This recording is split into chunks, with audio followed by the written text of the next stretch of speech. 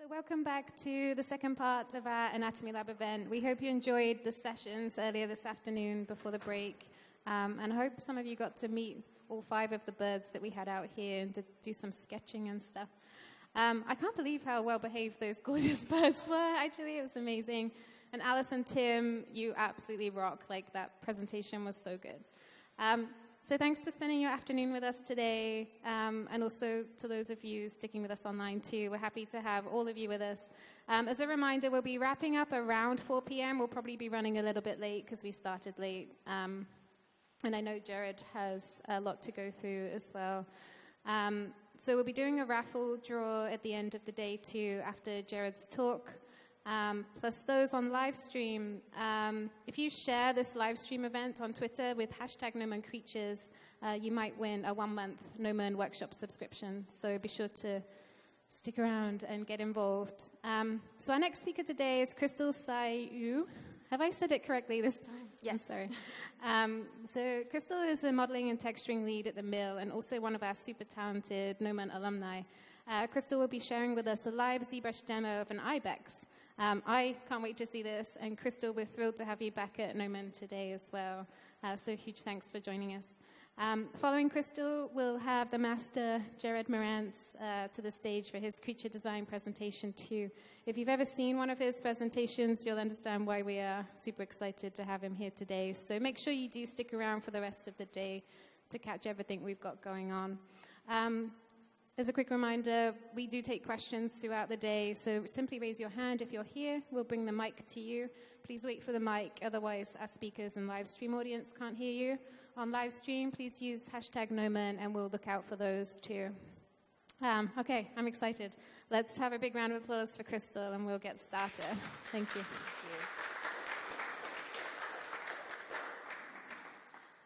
Hi, everyone. Thanks so much for joining us. So that was such an inspiring couple of presentations earlier, so thank you guys so much. It was really awesome to see.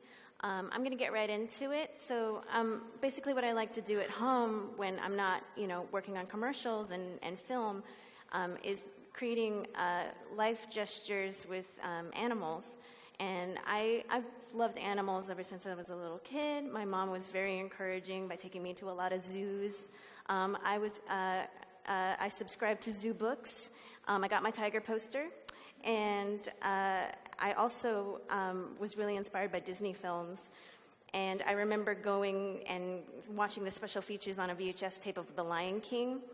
And behind the scenes, they had this amazing group of animators together in a room at Disney Studios. And they brought in a male lion from the LA Zoo. And I remember thinking, that's basically my dream. So Disney and 2D and stuff like that, we don't really get the opportunity to have live lions come into the mill, of course, because we don't have that kind of turnaround. We have a lot quicker schedules and deadlines, so basically I can boost my animal knowledge and my animal anatomy knowledge just based on some of the techniques that I'm going to show you today.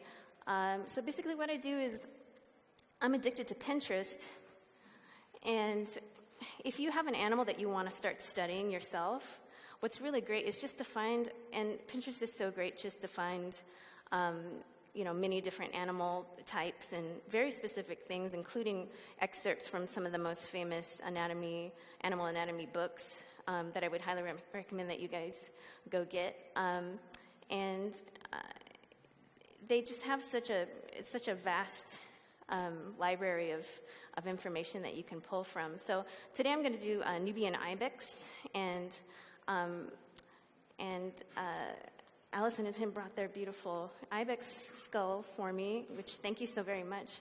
And it's just so helpful to see it in real life. So just seeing skeletons, and the number one thing that I want to tell you guys is that the skeleton is the most important part, I think, in learning basically what would be wrong with a new student's sculpture. It takes down to the bigger forms and the skeleton mostly in proportion. And the skull is a really great indicator of how the animal's face is going to be structured and where the eyes are going to be placed and where the teeth are.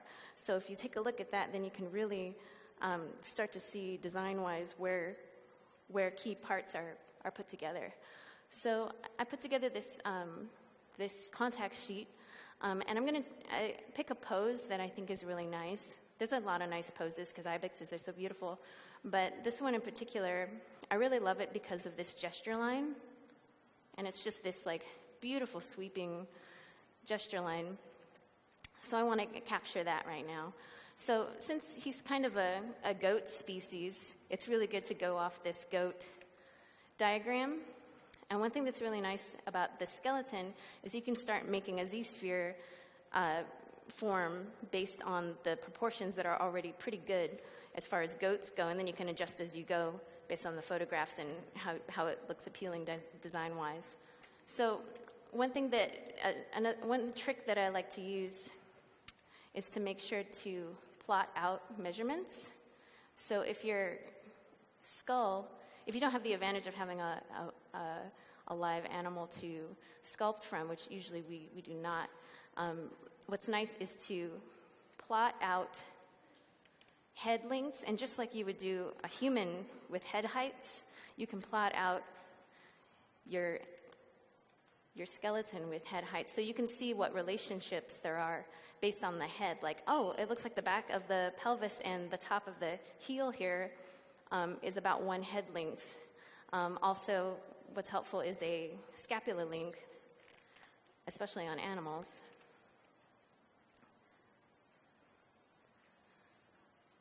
So roughly, you can plot out similar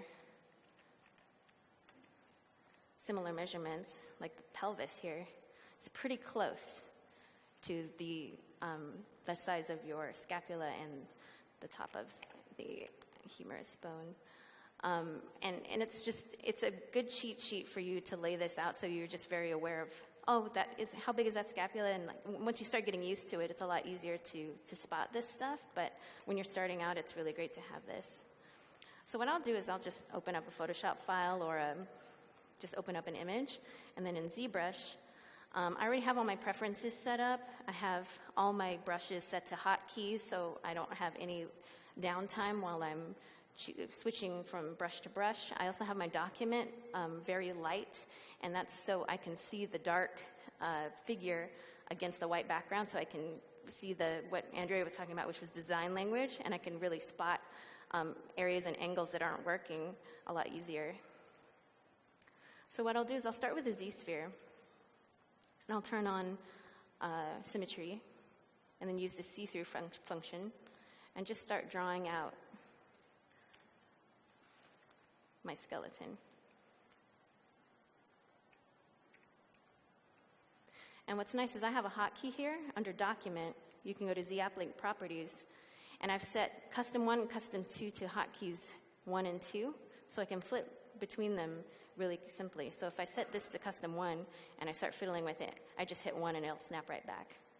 So that's really helpful.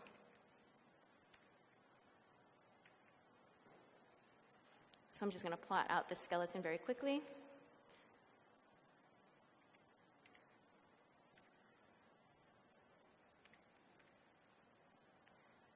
Keeping in mind, it doesn't really have to be perfect. It's just to try to, be aware of where your joints are located.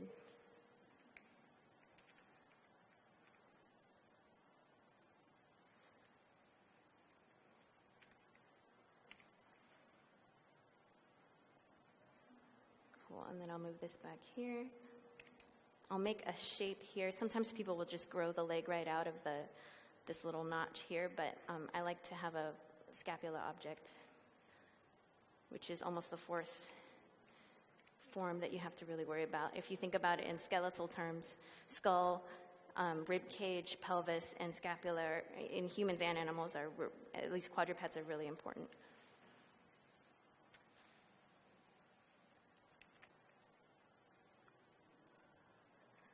Just pull this out here.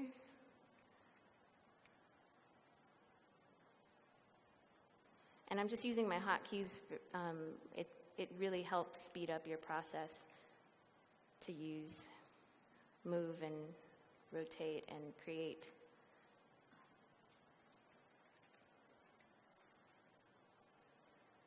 And then what I can do is see how wide that is. When I show you guys some more reference, you can see that we need to pull this in quite a bit.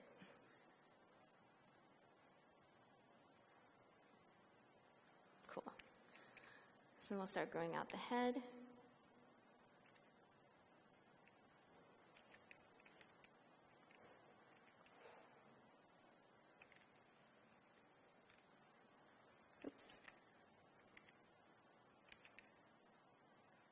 I want to make sure you're on that center line because sometimes it'll get away from you, especially with the see-through function on.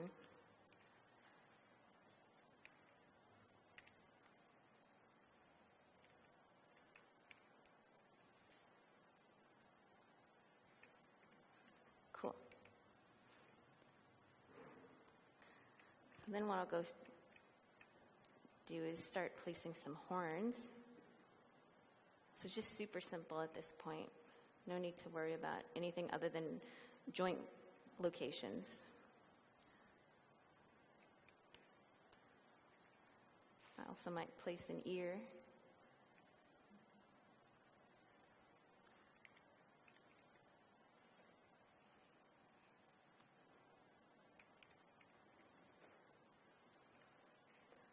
Cool. So as you can see with this beautiful ibex skull, the horns are just very long and graceful, and there's a very specific curve to it. So you're going to want to roughly capture that if you can at this stage.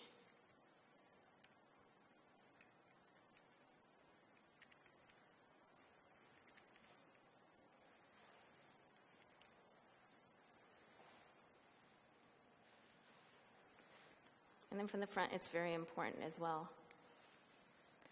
And let me actually have my reference here.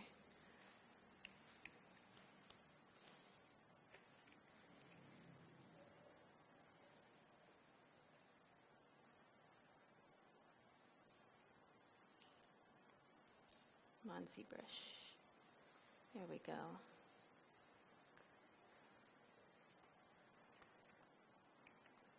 Cool. So as you can see, there's this really graceful curve to the horns, and if you look at him from the front view, you know, it kind of goes out in a nice V shape. And then if you take a look at this skull, as they mature, their horns keep growing in this beautiful, like, mathematic spiral, basically. And it's really, really great to see this in person, because just in photographs, sometimes you can't quite see that. So from the back, I can see that this needs to be at this beautiful curve. And you can keep fixing as you go, and that's what I'm going to definitely do. So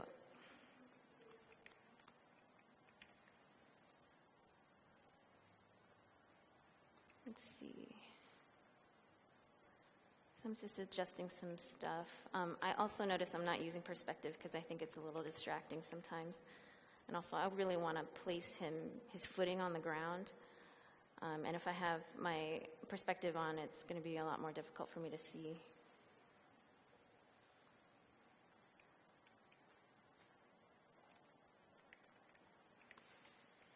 And now let me place the tail really quickly. Actually, I'll make this.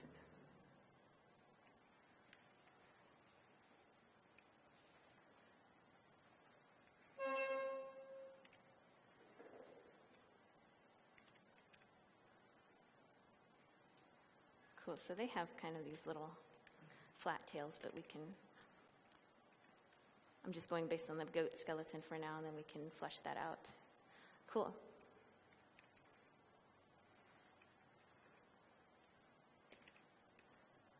So it looks pretty good for now.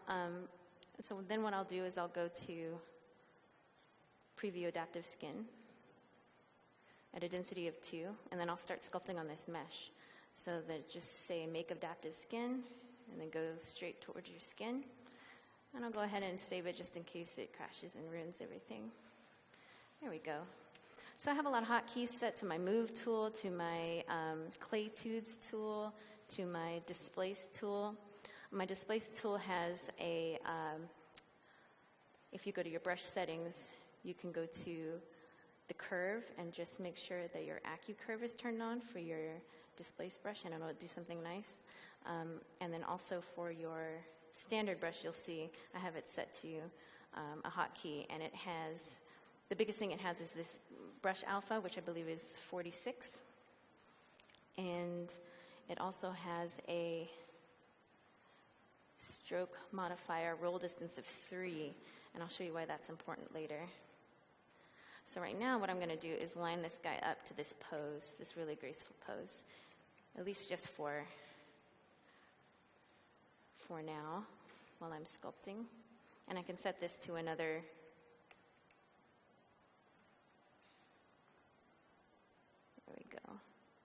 And actually, you could probably do this stage. I'm jumping ahead a little bit, but you could probably do this stage at your ZSpheres, which actually, maybe I'll do that right now. Just turn off your preview, and now you can use this skeleton to really pose this creature. So what I'm doing is going to set my custom 2 to this, so my 1 and my 2. And then I'm just going to go through and just pose his head down, just like this. It's a little bit shorter than what I have, and his arm is moved back, but I'm going to keep everything symmetrical for now. And that's helpful too while you're learning your animal. That way you don't have to do the work twice. And then when you feel more comfortable and you want to get that guy into his great gestural pose, and you feel more confident about the anatomy, and you're not just worrying about where is that muscle, what's going on with it, then you can go and really start challenging yourself. So I'm just going to take this down a little bit and move his head back just so I can reach. And there's some perspective and stuff, but you don't have to worry too much about that.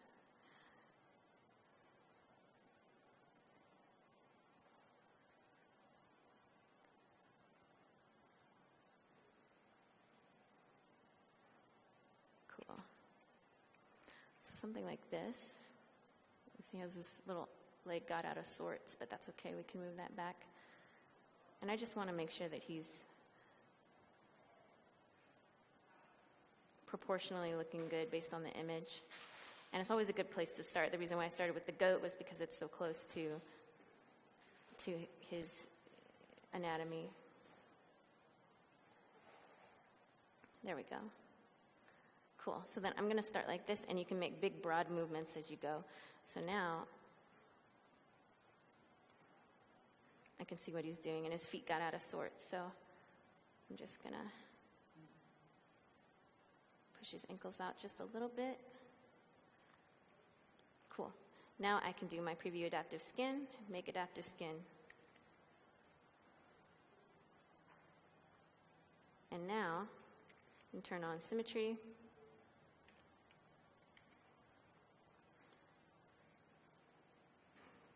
Oops. That's this one. Okay, cool. So now I'll just delete all my subdivision levels, and we're going to get sculpting. So primary forms first. I'm basically going to make sure that his rib cage is taken into account, how thick his neck is. Just use big movements first. All the volumes aren't there yet. We're just really trying to get a good groundwork for proportions.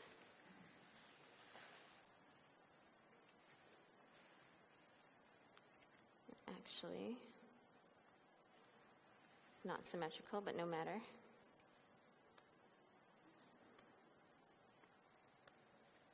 We can always fix our symmetry by masking one side and then going to deformation and then smart resim, in case you ever make that mistake. Cool. So I'm just doing big movements to try to get this guy in the right spot. I'm going to use my inflate brush to make sure his legs are thick enough.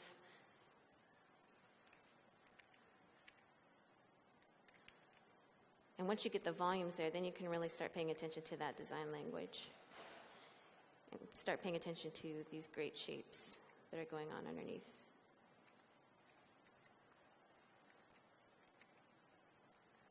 Cool, and actually let me put this guy over here so we can look at him.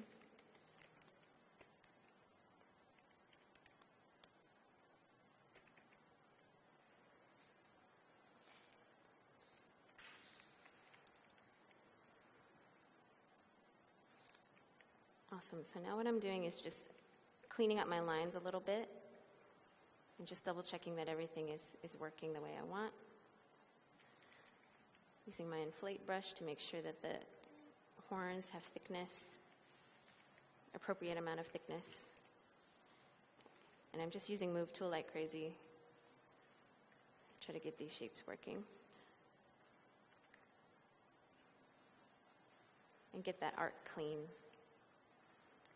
And if you stay low res enough, it's really easy to keep your stuff clean.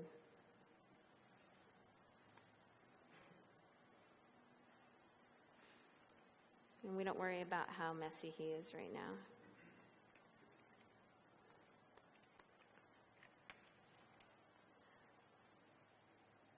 Cool. So there's all this stretching. It's like, looks really bad, but he's going to come together slowly. There's a little bit of messed up stuff here. So now what I'm going to do is I'm going to start Dynameshing him so that my shapes are going to be a lot more easy to sculpt and also a lot more high res, so I can really start getting in some details. So now what I'm going to do is go to Geometry, Dynamesh, and I'll just turn on default Dynamesh. Should be good enough. And now it's a little bit more smooth, and I can really start using the clay tool. Let me turn up my smooth here. So I like using clay tubes at this point because it really builds a lot of nice volume.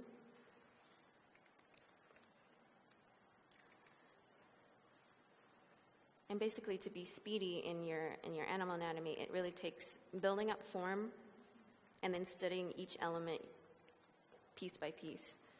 So if you have trouble with, say you're really good at making animal skulls or something, and it's because they're really attractive and they're really nice images to look at, but when you really start doing figures of animals, it's a lot harder to fill in the gaps. And I think really the trick to that is facing it and not being afraid of doing the full animal. And then you're just going to get better and better. So what I like to do here is just make sure that my pelvis is placed. And you just kind of want to always sort of know where this mark is. And I'm very loose with this. So I'm also going to mark where this spot right here is, where the top of his front leg bone connects to the scapula. And just keep moving as you go. And like I said, see how the white background and the darker sculpture really help kind of see where lines need to be cleaned up.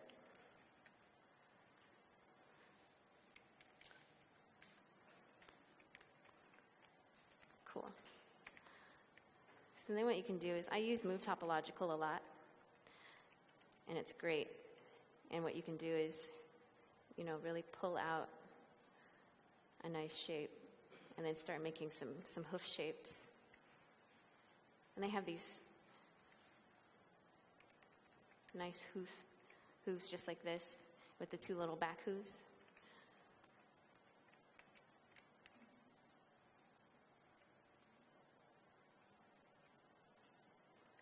And I'm just quickly plotting those in because I want to know where those are, and that'll also help me form opinions on where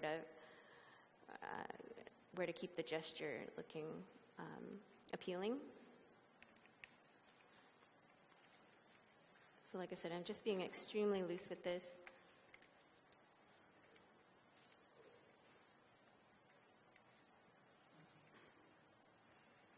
Just placing these little bits. So you can see them. Okay, so now my standard brush is the one with the roll distance, and now see how harsh it is? It's really nice to plot in his ankles and what that'll look like. Also, it's great to plot in initial muscle groups. So if you wanted to plot in his tricep,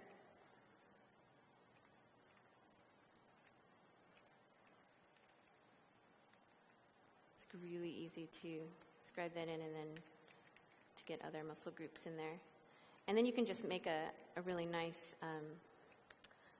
mark so that you know where you're going to come back to later, as far as, you know, where the top of the pelvis is and where his elbow is and all that stuff.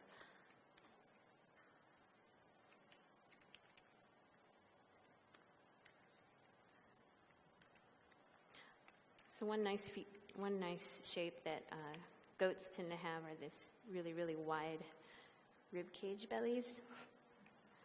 So from the top, they have this great shape here.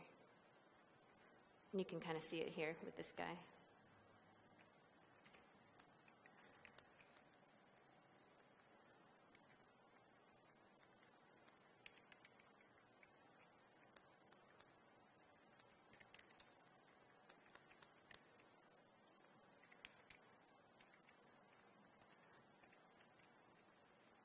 Cool, so I'm just going to keep sculpting and plotting away, making sure that I'm hitting some nice landmarks.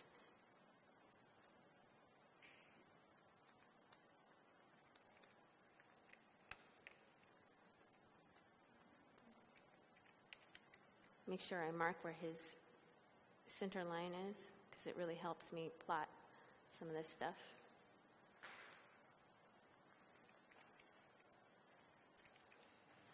And you just keep refining as you go.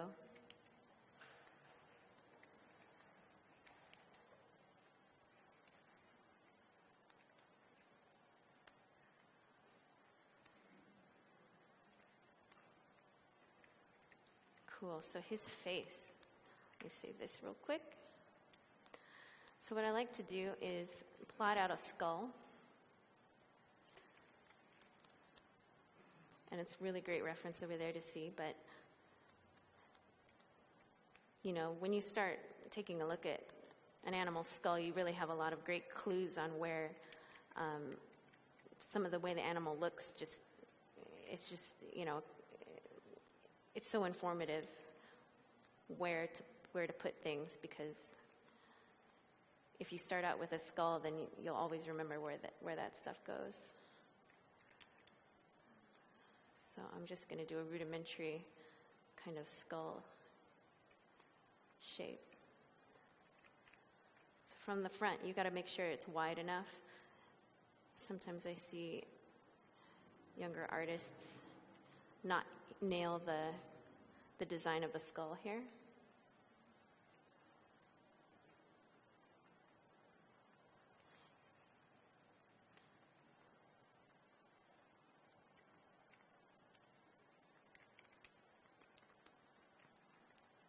Cool.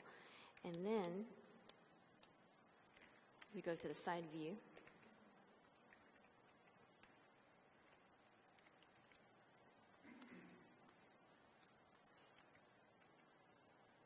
I'm just trying to make notes for myself on where this stuff is supposed to go.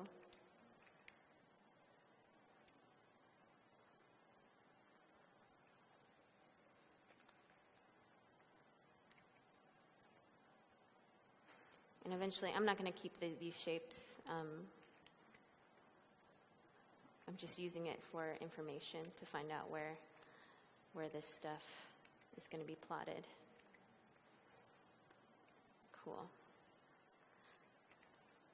So once you have something kind of built in, it's very rough and it's not super accurate, but what I'm trying to do is just nail the biggest shapes.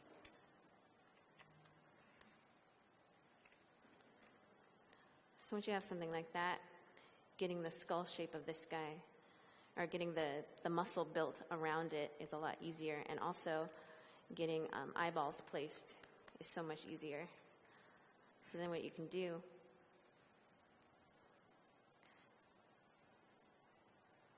You can start to place, where is he? There he is. Start to place some eyeballs. So then I'll just insert that sphere. And I already know, because of my rough skull, sort of where to place it.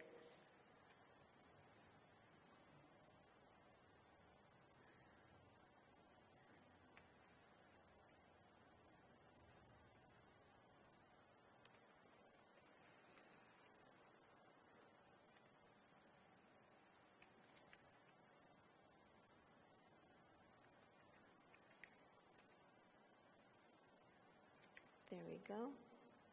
It's so much easier to, and this goes for clay too. I've had experience with sculpting in clay, and when you already have an eyeball object in there, it's so much easier to sculpt around the clay, sculpt the clay or the mesh around the eyeball model. So then you can go to Z plugin, subtool master, mirror, and just default x-axis and merge into one subtool. And now you have two eyes, and you can use symmetry to place them. So I'll just keep that there, so then I can start sculpting around the eye. I might not be happy with it now, or later, but for now I'm going to keep it where he is. So I'll skip around on reference. I'll leave my Pinterest board up on my other monitor at home and just keep staring at the face and staring at all the shapes, try to plot this stuff in. So now I'm going to build the muzzle, and there's a nice cylindrical shape for the nose here.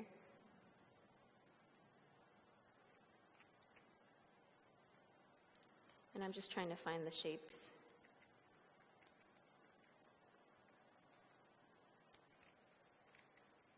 I'll plot in a temporary nose.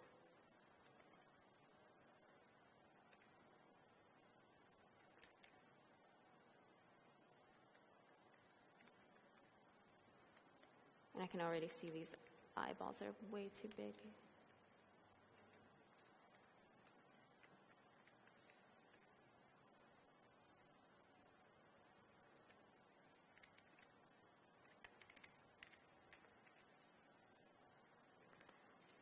So I'm going to Dynamesh that. Just keep working. His ears need to be a bit larger here.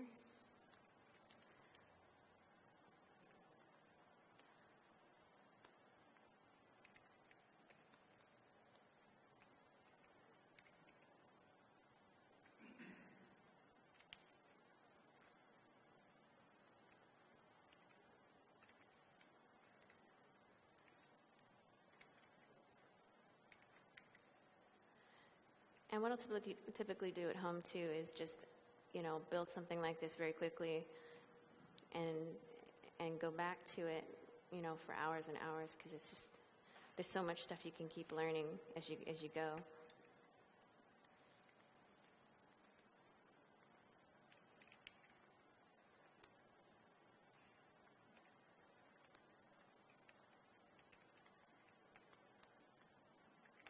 See that.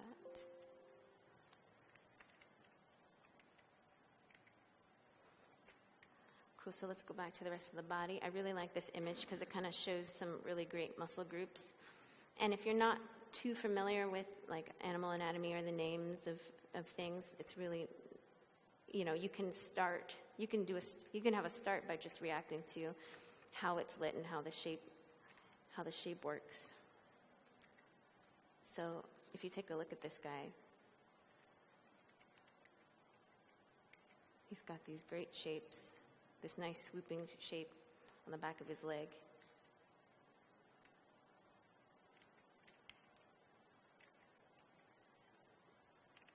He has this nice separation of muscle.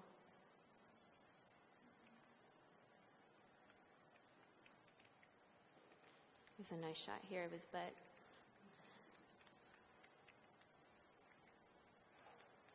And you can really see how those forms are supposed to be plotted.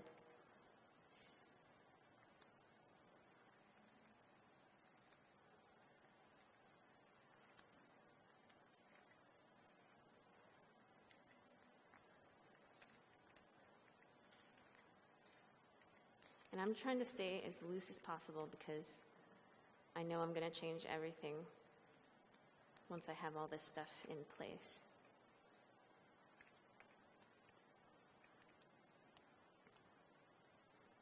It's my main image.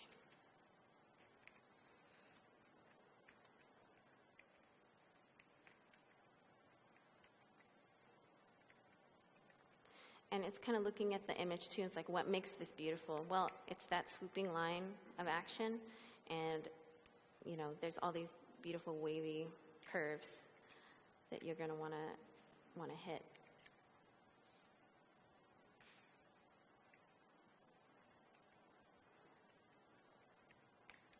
And just like drawing an illustration, ZBrush it's really easy to forget that the lines are what is important. It's not as much about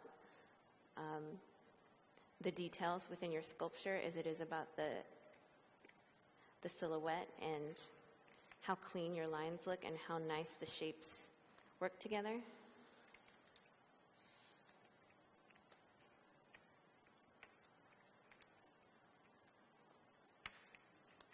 One nice little trick I like to do is just use a move tool, and then I can flatten out the hooves.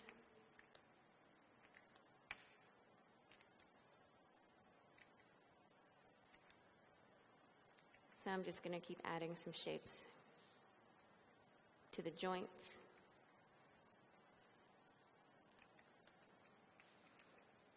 Because that silhouette here, and you can see it on the goat, it's really nice.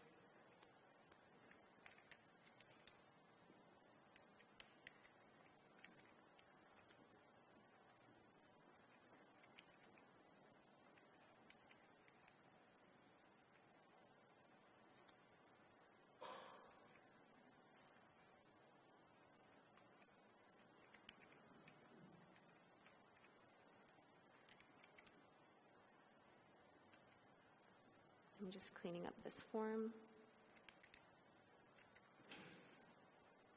adding some information to it.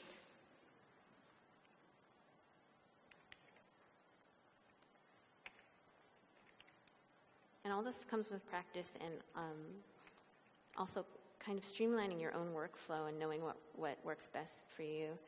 And for me, the muscle memory of knowing where my hotkeys are and where things are within the program, it's super helpful to see.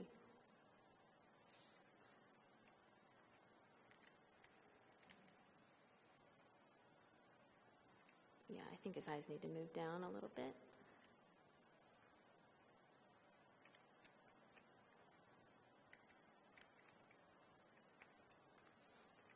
You can always use your masking tools to repose things as long as there's not a separate subtool in there.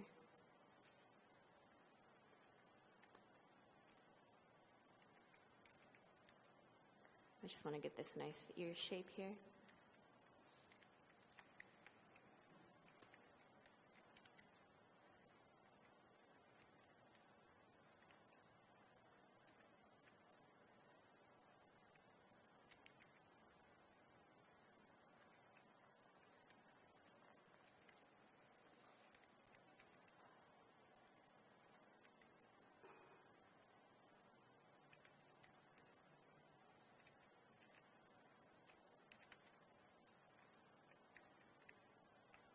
Cool. Also looks like his torso is a little bit longer than what I have here, so I'm just going to move it right back.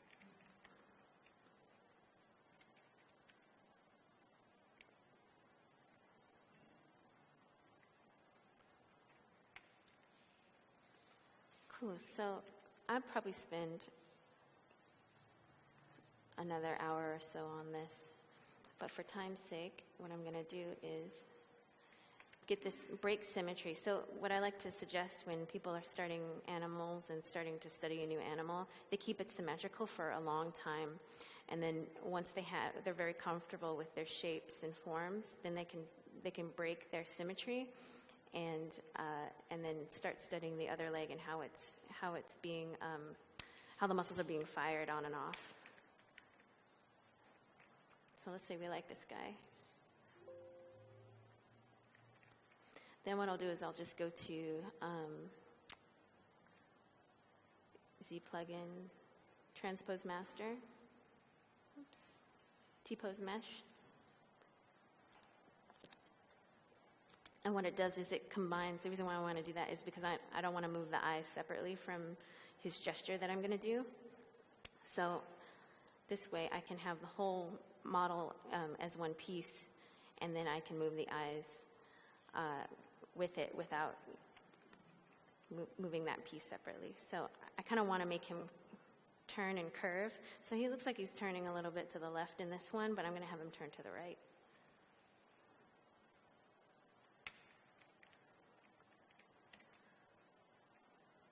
I'm just going to turn off my symmetry.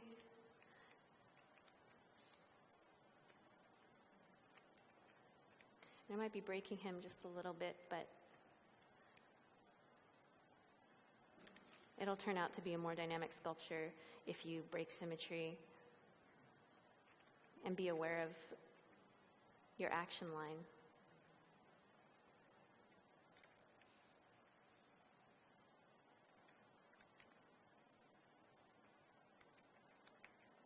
So I have this like mess right here, but it doesn't matter because we can always fix it.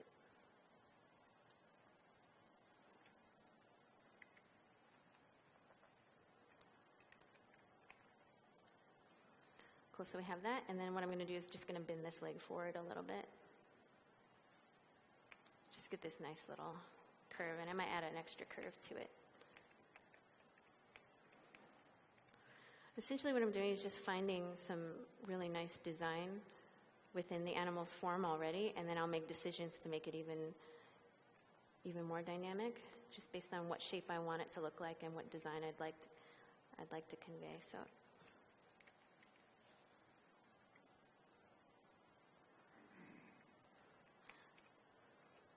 I'll also recommend that you,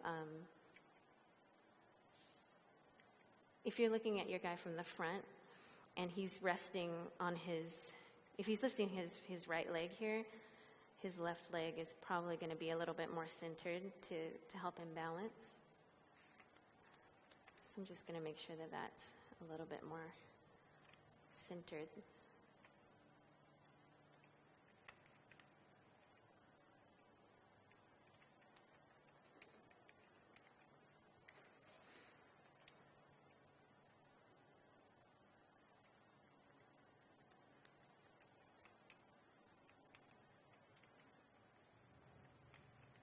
Cool, so let's say you like this pose now.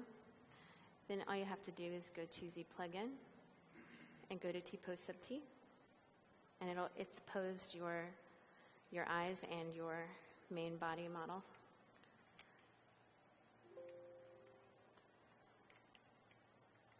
And then I'll just continue to refine.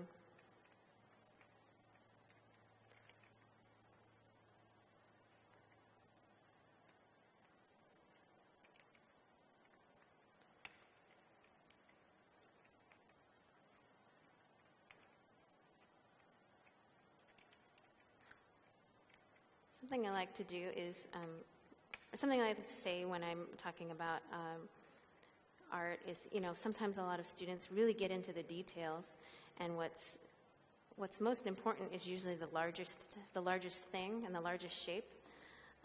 So if there's something that feels wrong, make sure to double check your skeleton, your proportions, all that stuff. That's probably where the problem is, and it's kind of hard to see at first, but I like to say, when in doubt, zoom out, because you can really see whether or not this design reads from afar. And right now, does he look like a goat? Sort of. So I can pull this shape out to be a little bit more, a little bit stronger. Make sure that this really nice curve is shown here. And actually, the legs are a little bit more straight and taut, and he's a little bit elevated in the back, but that's okay.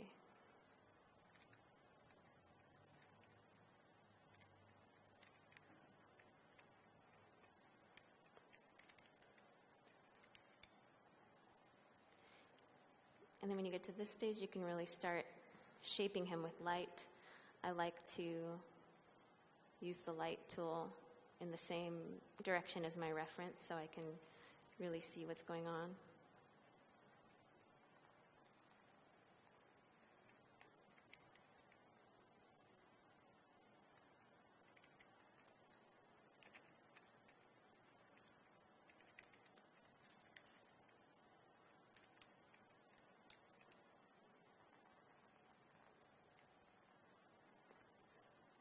And what I'm doing too is using clay tubes to sculpt around my forms.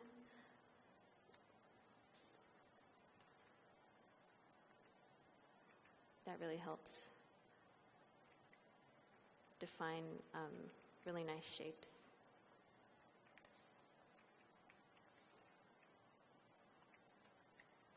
Also, never forget where those pelvis marks are. That's why I make them extra big, so I won't forget.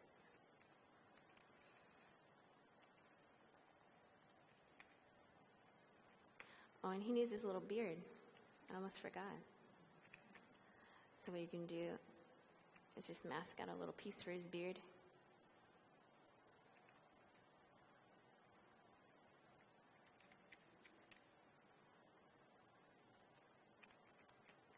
Dynamesh that. And now he has his beard. And then I'll just keep refining areas, making sure his joints are a little bit more accented, just to make sure that, it's just such a lovely set of lines here and curves.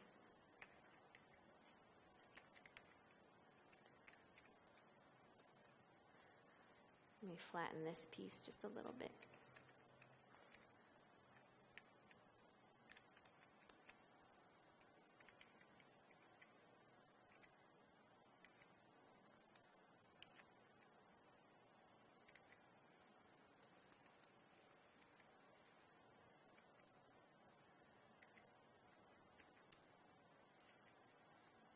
And I really just want, if you guys want to start trying to learn animals digitally,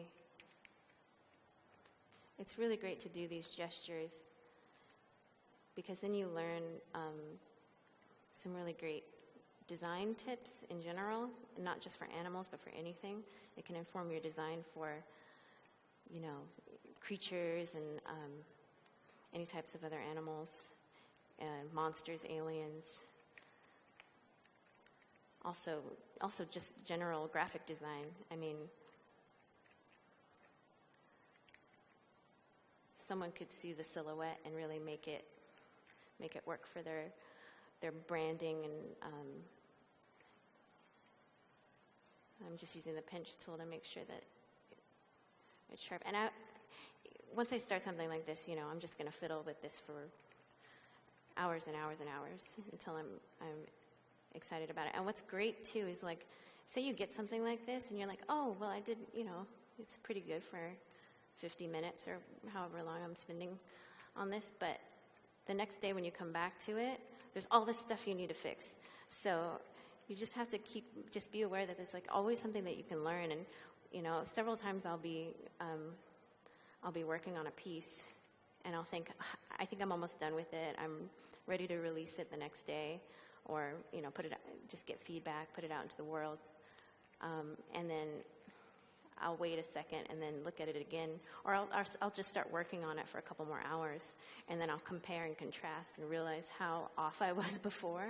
And that's just something that you'll find is, and be excited about it, because that is when that's when your eye is developing and getting better and better, when you know that your own work needs to be fixed.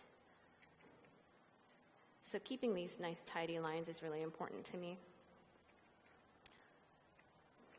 just for design. And then you can go into, and you can do this before you start breaking symmetry and all that, but what I'd like to do is, actually let me pull these ears together just a little bit.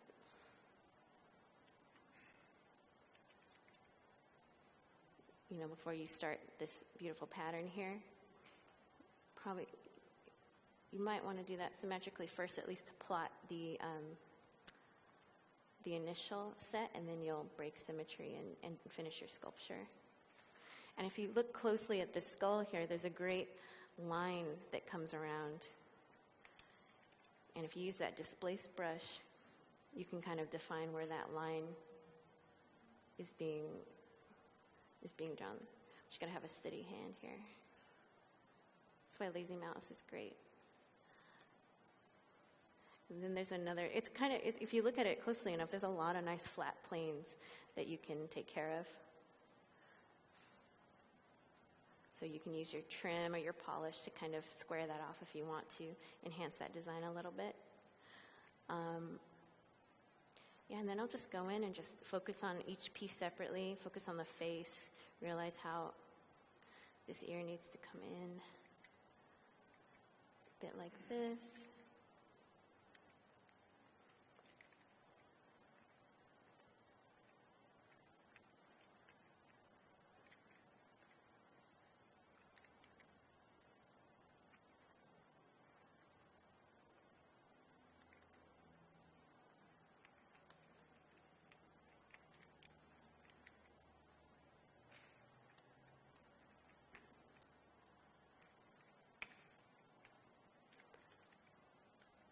And I just keep going and keep turning it and you know, making sure that I'm still happy with every part. If you see a line that's messy, just clean it up.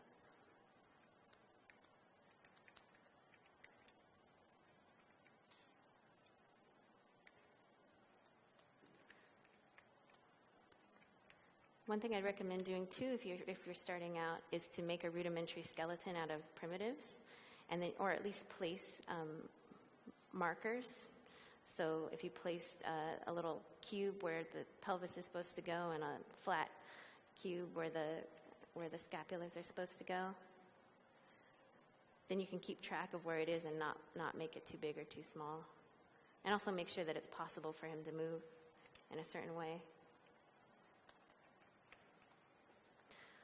But yeah, then, you know, using this technique, like I said, I'm going to probably spend another week or so on this, just fiddling with all the proportions and making sure everything's working. But using this technique, you know, you can achieve a lot. You can also have this be a start of, you know, some zoological drawing or zoological sculpture, and then you can also use it in your creature work. So I'll show you guys a work in progress I've been doing on this lion creature, and I use the exact same techniques for it, and then I can open up the floor to some quick questions.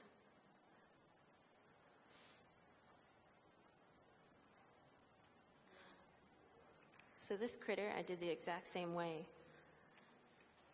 using design, and I just kept making sure that from the back, all the lines are taken care of.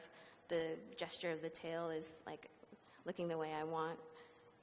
And I gotta tell you, lions are awesome.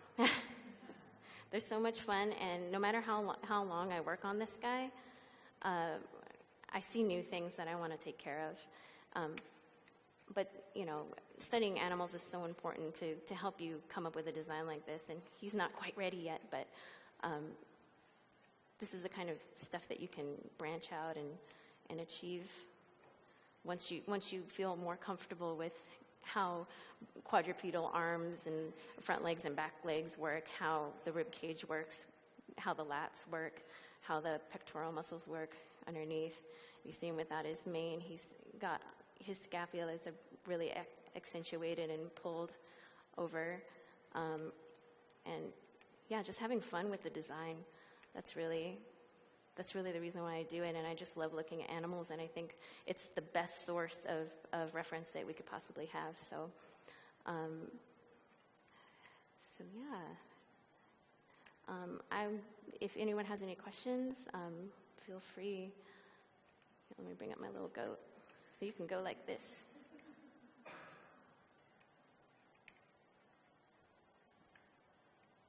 Do we have any questions here on the Any stage? questions? Yes. I'm just wondering, but how long have you worked with ZBrush?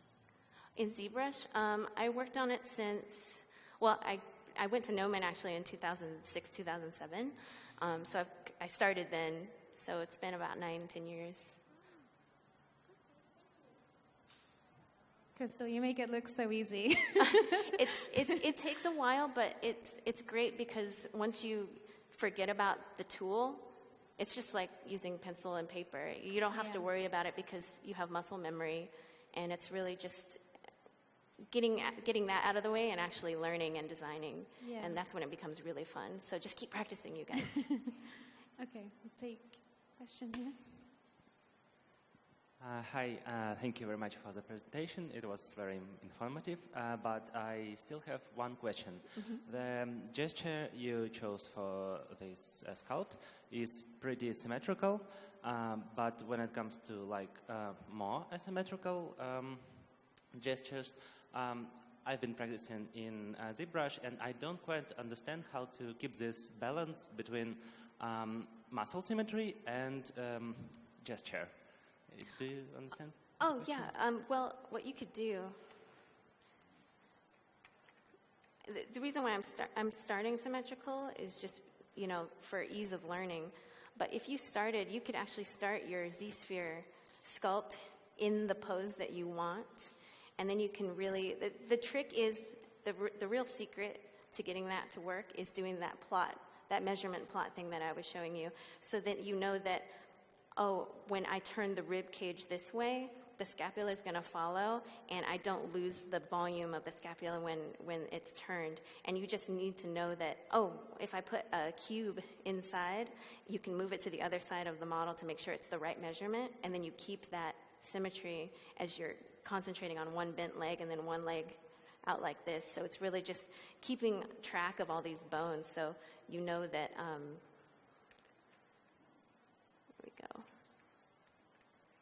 so that you know exactly how big your rib cage is.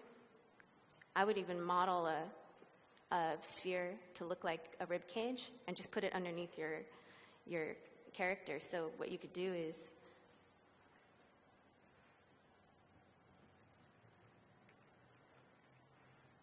let's say you make this your rib cage.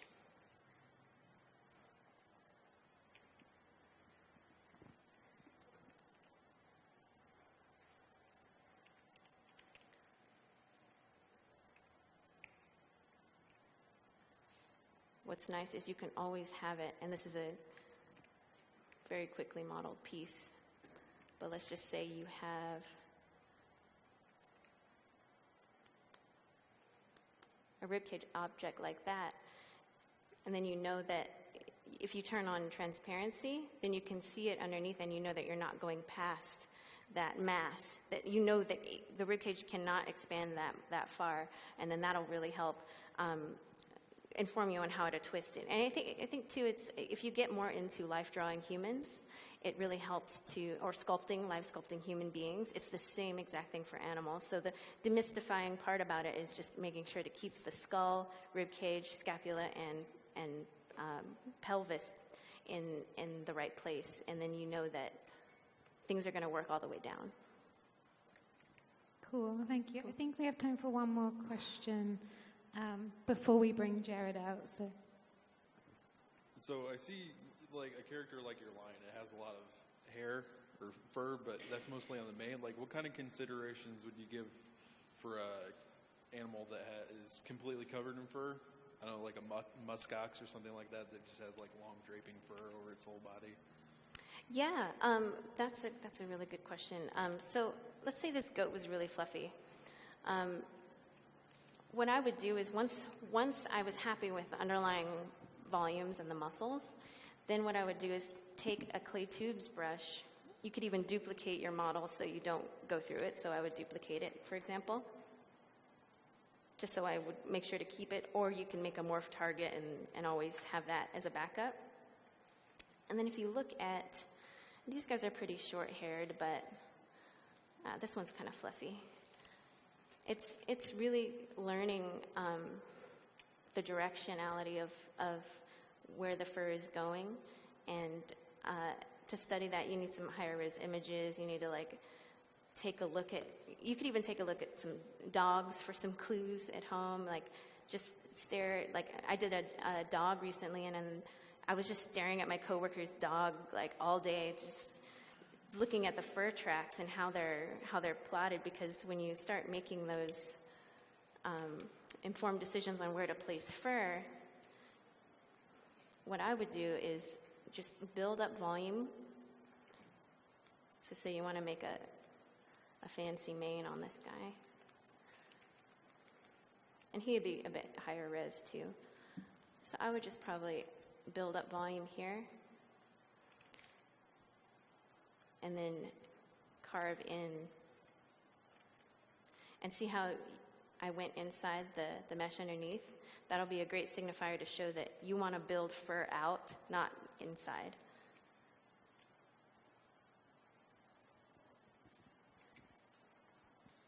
And I usually get pretty high intensity brushes for this part. And it's really just looking at the flow of how hair works and hair clumping. So if you looked at some images like on Pinterest, just take a look at how the clumps are going. So I would build up this volume and then divide it up. Oops.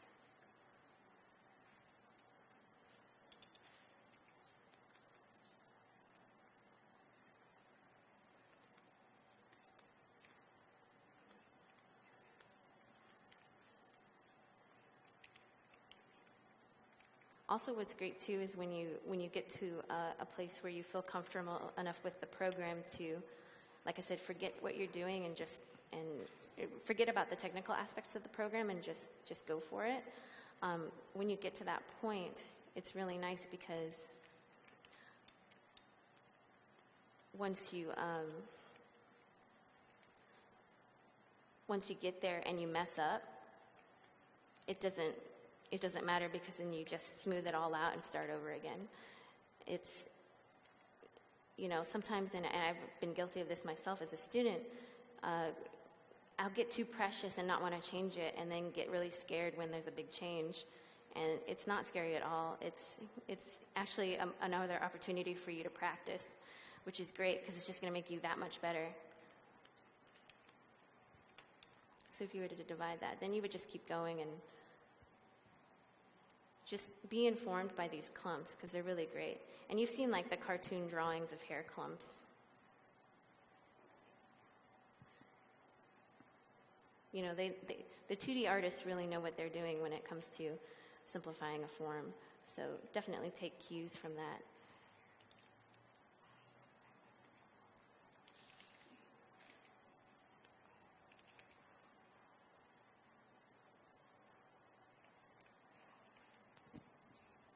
And you can just work on that endlessly.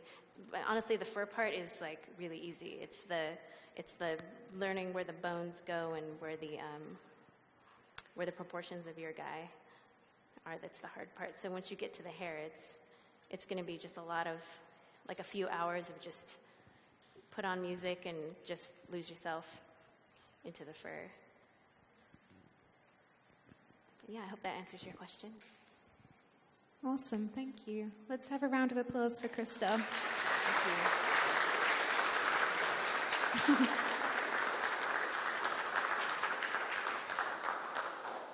That was so amazing. And again, make sure if you want to see this again, you can watch it on livestream.com/Gnomon.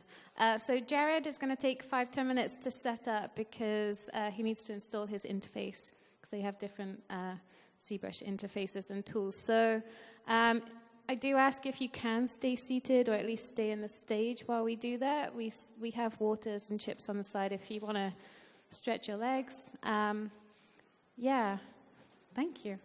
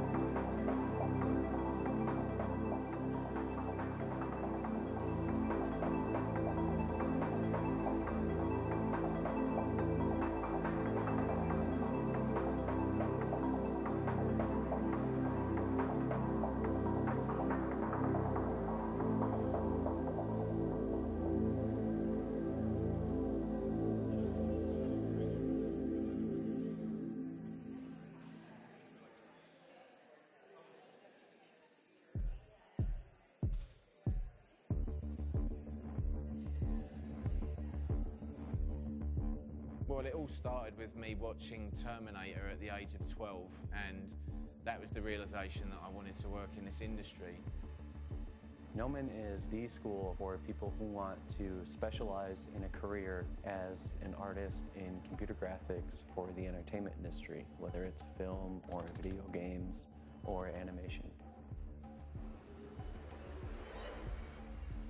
The first time I visited the Gnomon campus, I was blown away. First of all, they have this just tremendous art everywhere, and the instructors were all working on computers with big screens so you could see everything that you wanted. Every single instructor that we have when they come to campus to teach is driving in from the feature animation studio, video game studio, effects studio, commercial house, and they're currently working on very exciting projects, which I think for our students makes a huge impact. There's such a huge array of classes here, variety of classes here, everything from sculpting to drawing, from modeling, to texture, effects, compositing, plating, animation, pretty much anything that you might want to learn about, there's probably a class. Another aspect to the Gnomon experience is the variety of events that we put together. Almost every month, we invite studios and artists to come on campus and share techniques and technologies, and I think that it provides a very valuable resource for the community, but it also provides an amazing opportunity for students for networking. As creative director at Digital Domain, I always love to have Gnomon students on my team if I can. I mean, you only have to look at the end of year reel, and it would depress me as a student from another school, I think, if I saw that level of work. I mean, I think it depresses some people already in the industry that have graduated years ago. One word I would use to sum up what a student walks away with having come to Gnomon would be empowerment. It really enabled me to discover who I am, who I want to be, and I'm just so fortunate and happy that I made that choice. Gnomon to me really actually is one of the most important things that's ever happened to me. I don't even say that lightly. Like, I found my wife here, I found my best friends here, I have my dream job, and it really all came down to me making the decision to come here. It gave me the tools that I needed to be a capable and employable 3D computer graphics artist. And here I am now, working on Star Wars and senior texture painter and modeler.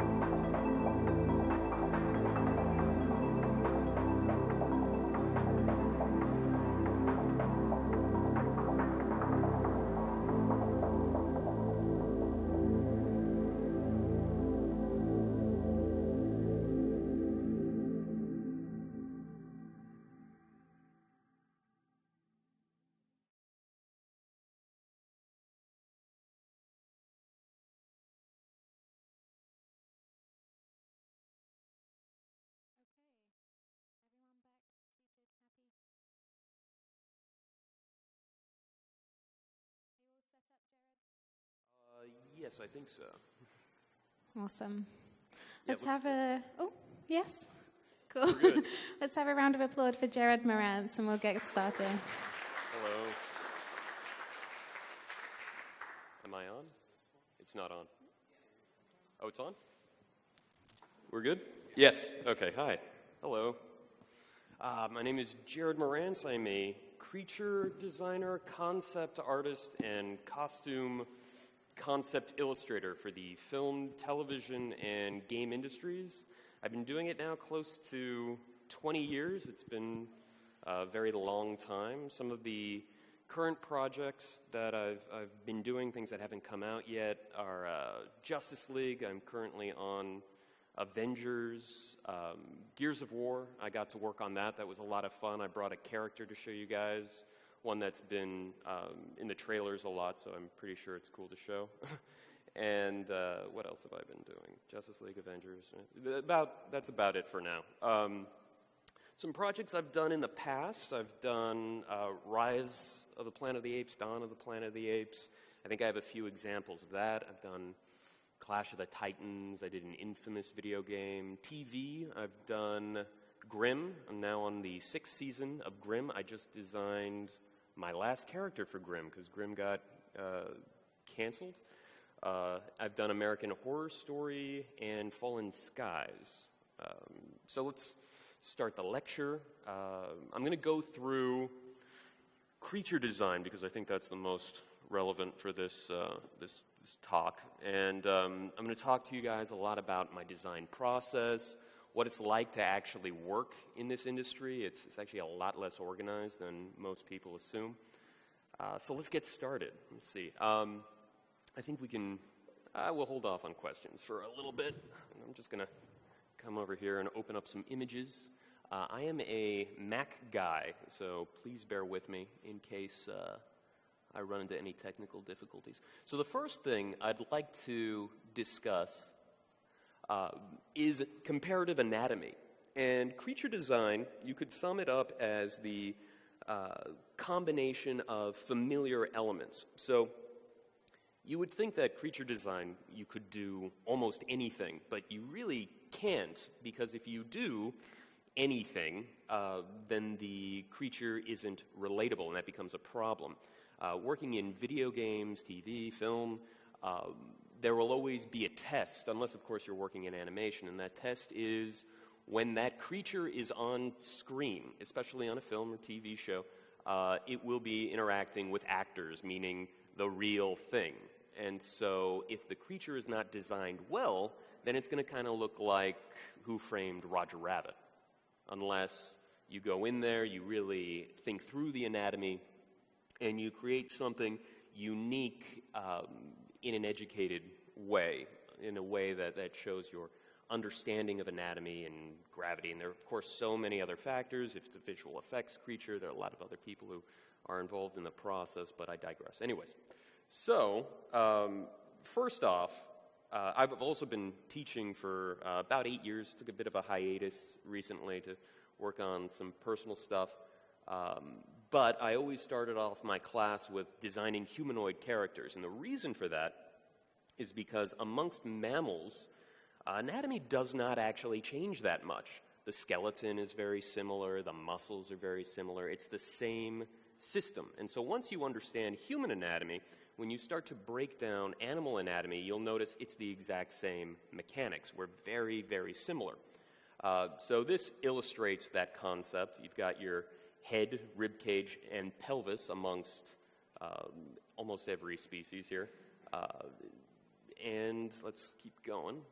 Even muscles are just absolutely fascinating. If you were to look at, let me see if I remember how to zoom in here. Oh, here it is. If you were to look at, and I believe you hit, all right, like a pro. Okay, good. If you were to look at the human anatomy compared to the lion here, you can really see the same patterns. Again, you've got pectoral muscles, which are kind of hidden there. You've got deltoids. It's just a different configuration. The sternomastoid, that's a big one. That's a huge landmark right there. It shows up on all of these guys, the lats, the serratus, pectoral muscles, brachialis, it's all here. Just to illustrate that point, let's see. Okay, I think I have to zoom out 1 second. See if I can get to that next one. Oops. Space. All right, I'm going to do it the hard way. Same thing with the skulls. Very similar. You've got eye socket, supraorbital ridge. You've got the cranium. It's just a different configuration. This is actually my favorite reference for understanding anatomy from human to animal, and I just absolutely love Elliot Goldfinger. In a lot of anatomy books, anatomy is overstated for the purpose of education, so muscles are given typically more volume than they actually have in nature. But these Goldfinger books are incredible because they accurately define them as sheets that go from thin to thick to thin again. They taper off into tendons connecting to bones. Very accurate. So I would recommend everybody buy these books if you're interested in creature design or just any design regarding animals, animal drawings, etc. Let's see, what else do I have? Reference. Okay. Fairly organized. There we go. So this is how my job starts. And I have been doing it, as I've mentioned, for a very long time. But the mistake seasoned professionals make is not looking at reference enough. So I will typically get a sentence of description, like that's it. You know, like they want, let's say, a vampire werewolf thing. Like I start collecting images. One of the misconceptions when working in film or even in TV and games is that the script is done. You know, the plan is already locked down and you're just kind of coming in and illustrating concepts that are well described. And that rarely happens. And so the thing that I get paid for really is to come in and contribute my own 2 cents, which is nice. So I basically gather reference before an assignment. I think of every animal that could be referenced in this in particular assignment, let's say a bat, werewolf, or whatever. And I create a collage. It's just a Google search. And back in the day, you'd have to go to a library, but I'm not quite that old. So it's mainly been Google. And everything I need is right here. I include real photos, always real photos. I try not to look at concept art because I don't want to take on another artist's filter. And it's just photos and anatomical reference. And this helps me start. These are just a few that I've pulled from projects, and it's just a good idea to have this in front of you while you're working so that your designs are always grounded. That's very important. Here, everything I'm referencing. I'm doing humanoid characters with animal elements. And so I've got costumes, creatures, poses, body types, weapons, everything I'll need. And this was something that I actually started doing on a drafting table before I got into Photoshop. When I first graduated from Art Center back in 2005, I actually didn't even know how to use Photoshop. I'd never modeled in 3D before, and I was strictly on a drafting table, and I would just print out my reference, and I was utilized to brainstorm and come up with just concept after concept after concept. And I love that. But nowadays, design has become much more resolved, and so the tools have changed. I've had to learn Photoshop. I model in 3D, in ZBrush, every single day now. But the one thing that has stayed the same is just the foundation. A lot of artists starting today embrace the tools before they embrace the foundation. We have amazing tools today, but these tools only reflect what you can do traditionally in terms of drawing, painting, and sculpting. If you can sculpt really well, you'll be able to use ZBrush in an effective way almost instantly. Same thing with Photoshop, as long as you limit the tools that you use in these programs. So I always stress foundation over technology because you can spend about 10 years before you can draw well. you could spend a month or two learning a 3D program. So just food for thought. Okay, so we went through reference. Let's discuss the combination of elements. So this was a design. I did this for a very good friend of mine for his book. It's actually for sale. I just saw it back there in the back room. It's called Metamore Effects, and I just did a little guest spot for him, and I designed this bizarre creature. And as I've said before, creature design is the recombination of familiar elements to create a new idea so that it is just grounded enough to be believable. This guy's pretty wacky, but we've got a lot of recognizable elements within the design. So let's look at this thing.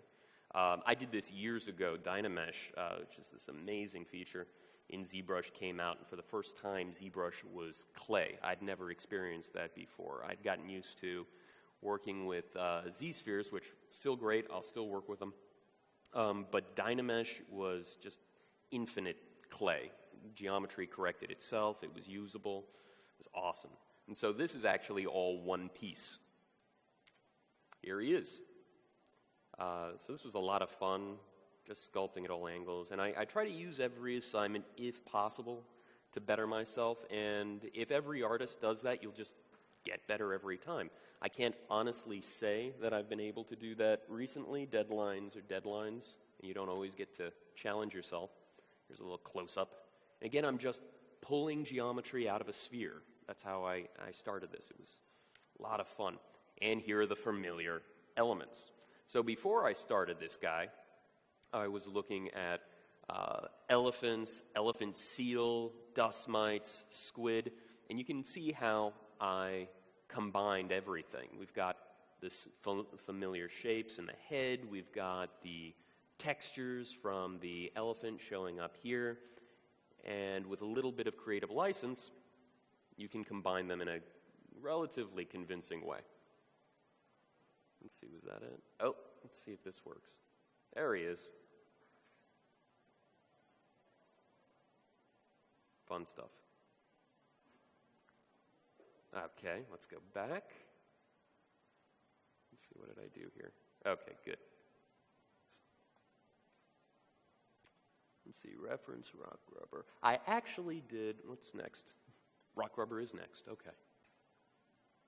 I actually did a tutorial a while back to illustrate this process of designing for clients in these industries. And I tried to make it as honest as I possibly could. And this was an example of what I actually get from a script with regards to information. I also will sometimes get reference, things that have inspired the writers, images that the director likes, and I'll start going. But typically, I will get a single sentence. And for this tutorial, I did this for Gnomon, I think 2 years back. I created my own description, and it is the alien rock grubber scavenges for eggs along the jagged terrain. Now, writers use specific words for a reason, and so it becomes the job of the concept artist to dissect the sentence. So there's actually a ton of information in this one sentence. He's alien.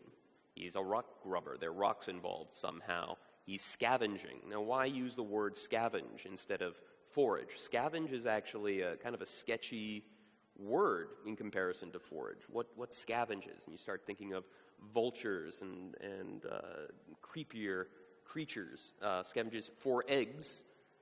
Scavenging for eggs is absolutely fine in nature, but of course through human perception, that's kind of creepy. That is scavenging to eat unborn beings of some kind along the jagged terrain. So if he's navigating his body through a jagged terrain, he's got to be nimble. All of these elements in this one sentence inform the design, and so we start gathering reference. Everything that I can think of to draw from. So I've got bugs, I've got real thin people, I've got vultures, and I've incorporated people into the collage because I want this character to have a definite personality. I want the creature to have an emotional relationship with the audience, and I want the audience to be a little creeped out by it. So I start sketching. Now, these are very small drawings. I usually just do them for myself nowadays. I used to, as I've said before, draw constantly and just show that to clients. But creature design is such an abstract job that I find that roughing out shapes in 3D is actually more effective to convey the idea than doing a fast drawing. So just brainstorming, came up with this guy, and you can see very, very small drawing. By drawing small, I can generate a ton of ideas in a short amount of time. And when it comes to ideation, when it comes to generating concepts, you gotta get the bad ideas out first. And this is why I recommend that everybody work traditionally and build their foundation with regards to design traditionally, because it takes a fraction of the time to do a doodle than it does to model something out. So you can get out all your bad ideas on paper and then take it to finish in 3D. My personal preference. Brought the sketch into Photoshop, did some grayscale on top of it, started blocking it out in ZSpheres, getting my basic shapes there. Typically, when it comes to working in 3D, you want to work from low to high. That's the easiest way to do it. I've spent years in clay prior to working in design specifically, and there's a rule when it comes to sculpting traditionally. You should be able to rough out that entire thing, that entire creature, that bust, whatever you're sculpting, with just your hands. Put it across the room, and it should look done before you pick up a tool. That's the same mentality I use here. Roughing out the shapes. Now I'm zooming in on the head, and I bounce between Dynamesh and ZBrush between this process just to get the forms to do what I want. If I want to make a drastic change, I'll turn it into a Dynamesh, and then I'll ZBrush it so that eventually I'll have something that I can pose. I'll texture it and create just some turntables. And this is great for presentations. This actually looked better than my keyshot turntable. ZBrush shows everything, and sometimes it looks a little fake, a little plastic, but when you've sculpted everything and you want it all to be revealed, it's great just to have these turntables. So keyshot, oh, I don't think it likes it. Okay, it doesn't like keyshot. Don't worry about keyshot. Here are the final illustrations. Now, these were rendered in Keyshot and painted over in Photoshop. Not a lot of paint over in Photoshop. After I hit render, I was about 95% done with these characters. And this is how I like to present my work. Hopefully, when on a job, there's a lot of time for exploration. But I've done several jobs where every single pass of the character, even in the very beginning, is at this level of finish. It really depends on who you're working for and what they want. You have to be flexible. Let's go back. Okay, what do we have? Reference TV metaphor.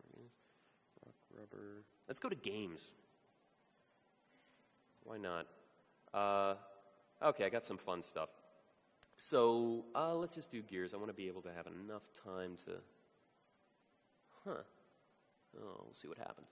To do some sculpting. I did a doodle I want to make. Okay, so Gears of War, really fun project. I think I'll be jumping on the sequel soon. And these were the beginning sketches of a character that's gotten a lot of exposure, the Pouncer. I don't know if you guys play video games. I would love to play video games. I do not have the time. Beyond the side scroller, I have no idea what I'm doing in those things. So now it's just design, and I just watch cinematics, and that's enjoyable for me. That's enough. Okay, so I had to generate a ton of ideas, and I love doing just a lot of quick, bad drawings. I can always scan this in and take it further in Photoshop. And the technique is pretty simple. Here you can see this is just a very small drawing. If you see the page here, I usually work on 8.5 by 11 sheets of paper. And I love working this way because it enables me to not take the process that seriously, to not treat it preciously. That makes you kind of lock up at times. I would buy these beautiful, pristine sketchbooks back in the day, and they were really well bound, but it felt like every time I opened that damn page, I had to draw a masterpiece, and that's not concept art. And so doing the work on 8.5 by 11 sheets of paper, being crude, being fast, you can get a lot of your ideas out very quickly. So all of these started off as very crude sketches, and then I brought them into Photoshop and I started to resolve them in grayscale. Originally, I'm just using Photoshop like a marker set, and so if you were to create a new layer in Photoshop and you were to turn that layer into a multiply layer, it enables you to paint on top of your work without losing any of the line. And so I can build up my values that way, and then through the process, eventually work more opaquely. So these were a bunch of fun options, and I'm cranking these out and I'm sending them to the client. They're telling me yay or nay, what works, what doesn't work. And because that process is so quick, it doesn't make sense to spend an entire day on one of these. I want to bang out about somewhere between 5 and 10 of these a day, if not more. And this process enables me to do it pretty quickly. So they're starting to like shapes, and that's what feedback is. They start to call out the areas that are working for them and tell you what doesn't work. The funny thing is a design, it's really about perspective, but a design that is completely wrong can actually be more helpful in the process than a design where, there's something there. And what I mean by that is as soon as you do something that is completely wrong, you can put that aside, remember those shapes, and not do it again. You're getting closer and closer and closer to figuring out what that concept is. Concept art and design is a funneling effect when it comes to clients. You're showing them most of the time stuff that isn't right. That's it. So picking and choosing, we got to this guy, and this is as far as I went, I believe, before I started to rough out some work in 3D. Now, of course, I gathered a ton of reference. That'll pop up. And I'm working with a lot of things here. I'm working with crustaceans, pit bull, love pit bulls, and a scorpion. That's right. Ooh, turntable. Here you can see the fun sculpt. And incorporating 3D into the design phase has been very useful. Before, I would just hand a client a drawing and it would go to another artist to get resolved. When I was working in practical effects, I would just do drawings, and then it would go to a guy who would sculpt a maquette. I really did enjoy the collaboration. That was fun. They could put their 2 cents in it, improve it, and the process was awesome. But now I can do the sketch, and I can do the model, and I can turn this into the clients, and they can do with it whatever they need to get it on screen. Typically, they have to scale it up, retopologize it, project the details I have, and then push the details further, take the details further. They have to make sure that it is animation ready. So I know that there's quite a process that goes on between what I give them and what ends up on screen. So this was the last image I did for him. And just like the rock grubber, multiple views. Now this guy is really fun. He jumps and then he lands on top of the character and then just starts like slobbering on top of him, trying to bite him. And so making sure that that head was really interesting because it was going to take up 90% of the screen is very important. So really focused on that. Back view, a lot of fun. And here is, do I not have the reference? I thought I had the reference. Whatever. Pit bull, lobster, I think a crab horse. Those things are awesome. Where'd it go? Didn't transfer over. That's okay. I have other examples. Let's keep going, actually. Let's see, how are we doing on time? Let's do TV really quickly. I'd mentioned Grimm. I've done a lot of shows. I've really enjoyed working on American Horror Story. I did the first 2 seasons of that. I did the first season of Fallen Skies. I worked on the alien mechs on that. And Grimm, I've split in half with my very good friend, Konstantin Sekiris. And we've been tackling these monsters for about 6 years now. And the process has been amazing. These clients require a high level of finish in the concept phase. And so we've been either working in 3D or we've been working just in Photoshop. The majority of these images have a 3D base. This was the Aswang. You can see I'm mixing in a lot of elements: human anatomy, bat anatomy.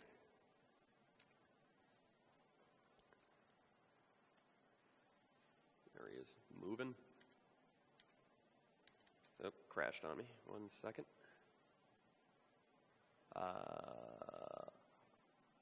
Now, other assignments, just been doing it in Photoshop. Before we started working in 3D, we would basically paint over photos and try to get that job done as quickly as possible. The turnaround time was very fast, so painting it from scratch didn't quite work. Also, these designs were going to go over actors, and so sometimes we would get photos of the actors and have to paint directly over that to guarantee that the makeup would work.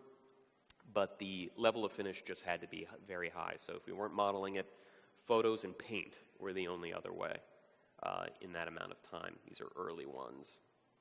Really fun. It's just person and animal over and over again for years. Modeled this. This guy was recent. For creatures that are very complicated, love executing them in 3D. It's a fun show.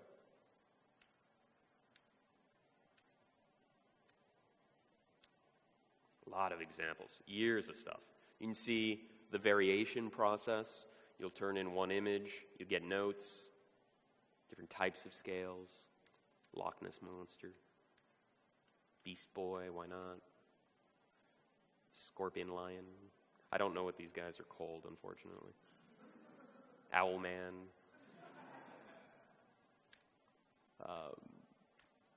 So yeah, it's all creature design all the time on that show. Really fun gig. Scorpion Man. That was a fun episode. I don't know if anyone saw that. This thing was really creepy. All right. It's television. You'll notice not a big difference between the level of finish amongst projects. Film I'll do briefly. Nowadays I'm spending a lot of time just doing superheroes. So I put actors in costumes. I've got to do Batman versus Superman, as mentioned, Justice League, and Doctor Strange recently. What's fun? Let's do Guardians of the Galaxy. Now, I did a lot of stuff that got cut. Originally, there were going to be a ton of background aliens, and I love working at Marvel, and I'm currently working over there now, because they just like drawing and painting, and it's rare that you're given the amount of time to do that. And so when I wasn't working on the Sakaran, it was these undead alien soldiers in that film, I was just populating the world with aliens that we really never got to see, except one. But this was a very fast process. I was working with just flat paint in Photoshop and using a technique, I think you'd call it alla prima, where you're just directly applying paint and building on top of things without too much of a drawing. Just coming up with fun creature options. That's a weird one. There's going to be an elephant guy that got cut. Let's look at, let's see, so this guy, so he was in the movie. I did this guy. Is it gonna, there he is. And of course that's a costume, not really a creature, but for a while we thought we might go creature with it. And so I started doing creature options, and all of these are based on human anatomy and bug shells, really, and working with how to incorporate beetles into human anatomy, making them armor-plated, etc. And even though it's a very abstract idea, by starting off referencing insects and bones, you have things that are recognizable to the audience. That's fun. Let's see, how are we doing? I want to sculpt. Let's just sculpt. Okay, so I'm going to get into ZBrush now. If you guys have any questions, how much time have I been spending doing this? Am I halfway there? I'd say we can run till about 4:15, I think. 4:15, 4:30? Is that what you... 4:15-ish. All right. Do we have any questions in the audience? Yes? From where do you often draw inspiration for your creature designs?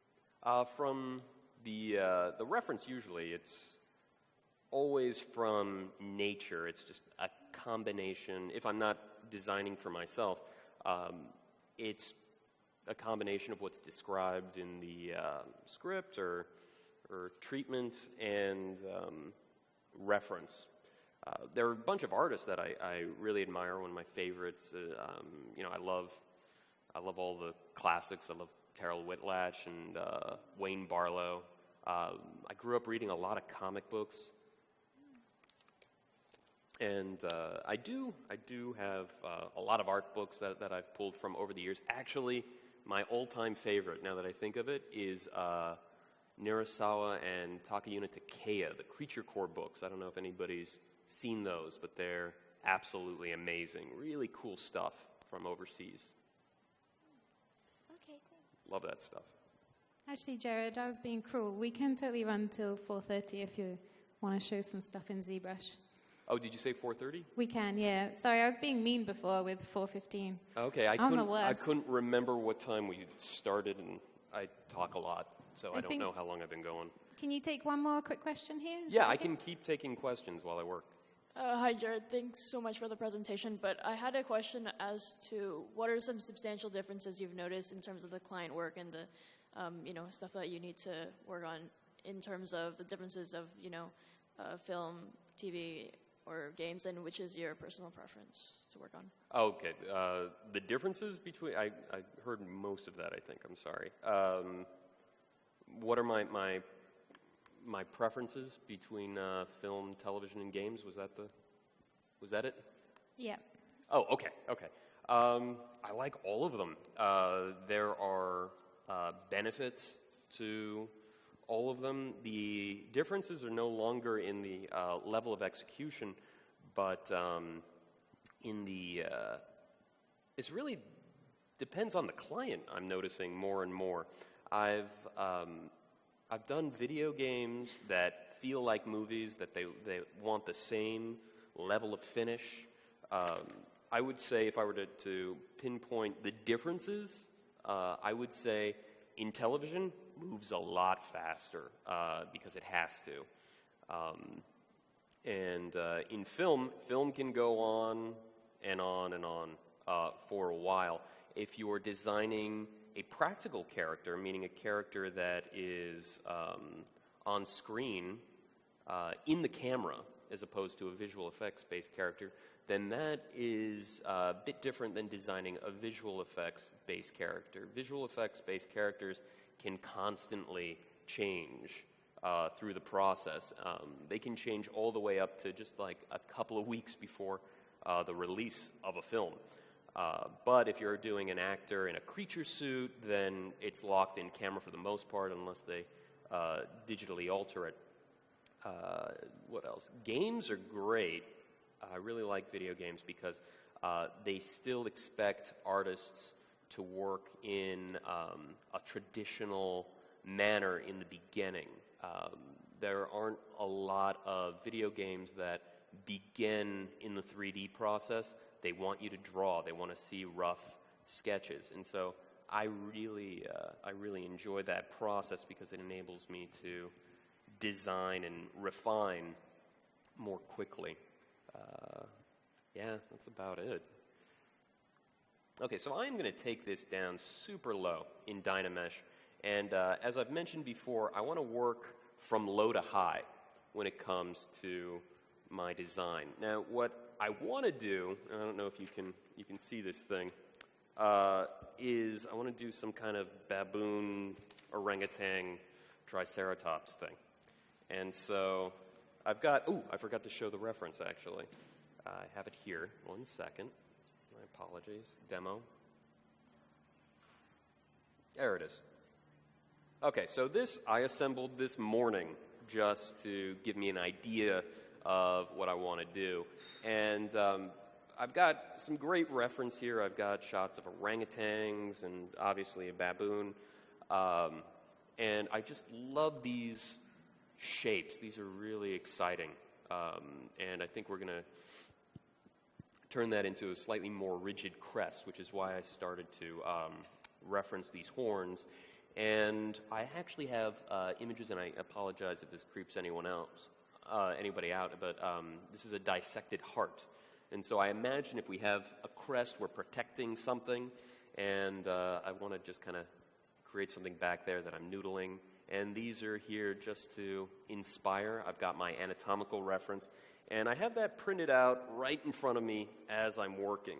I cannot stress the importance of reference enough. It is the number one mistake that artists make, students and artists make, is they'll just jump into an assignment and they'll invent. And memory is just not that good. I've been studying anatomy for 20 years. I have charts still all over my office. All right, that's my little reference rant. We're going to go back here. All right, so I'm going to start building this silhouette. And I'm just going to use the move brush, and I'm very curious how fast I can go to get something that looks kind of like my sketch. So I'm pulling out the muzzle, and as I'm working, even though I'm pushing around a very primitive shape, I am keeping in mind anatomy, and the skull structure, everything that will have to exist in order, let's not do that. In order to make this guy work. You can do a lot on a creature as long as you justify it anatomically. Let's see what we got here. So far, so good. Let's utilize the quick save. That's nice. That was very quick. Feel free if you guys want to ask more questions. Or not. It's fine. So I'm just going to slowly build this up. I'm going to bring my slider up when I need it. And I don't want to move forward until this guy looks right with the amount of geometry I currently have. I want him to have one of those orangutan waddles. I'm just going to rough that in. That's looking decent. Make sure that we push in at the temples a bit. And I want to get the shape of the cranium close to right before I start to play with that crest. I want to make sure that everything lines up.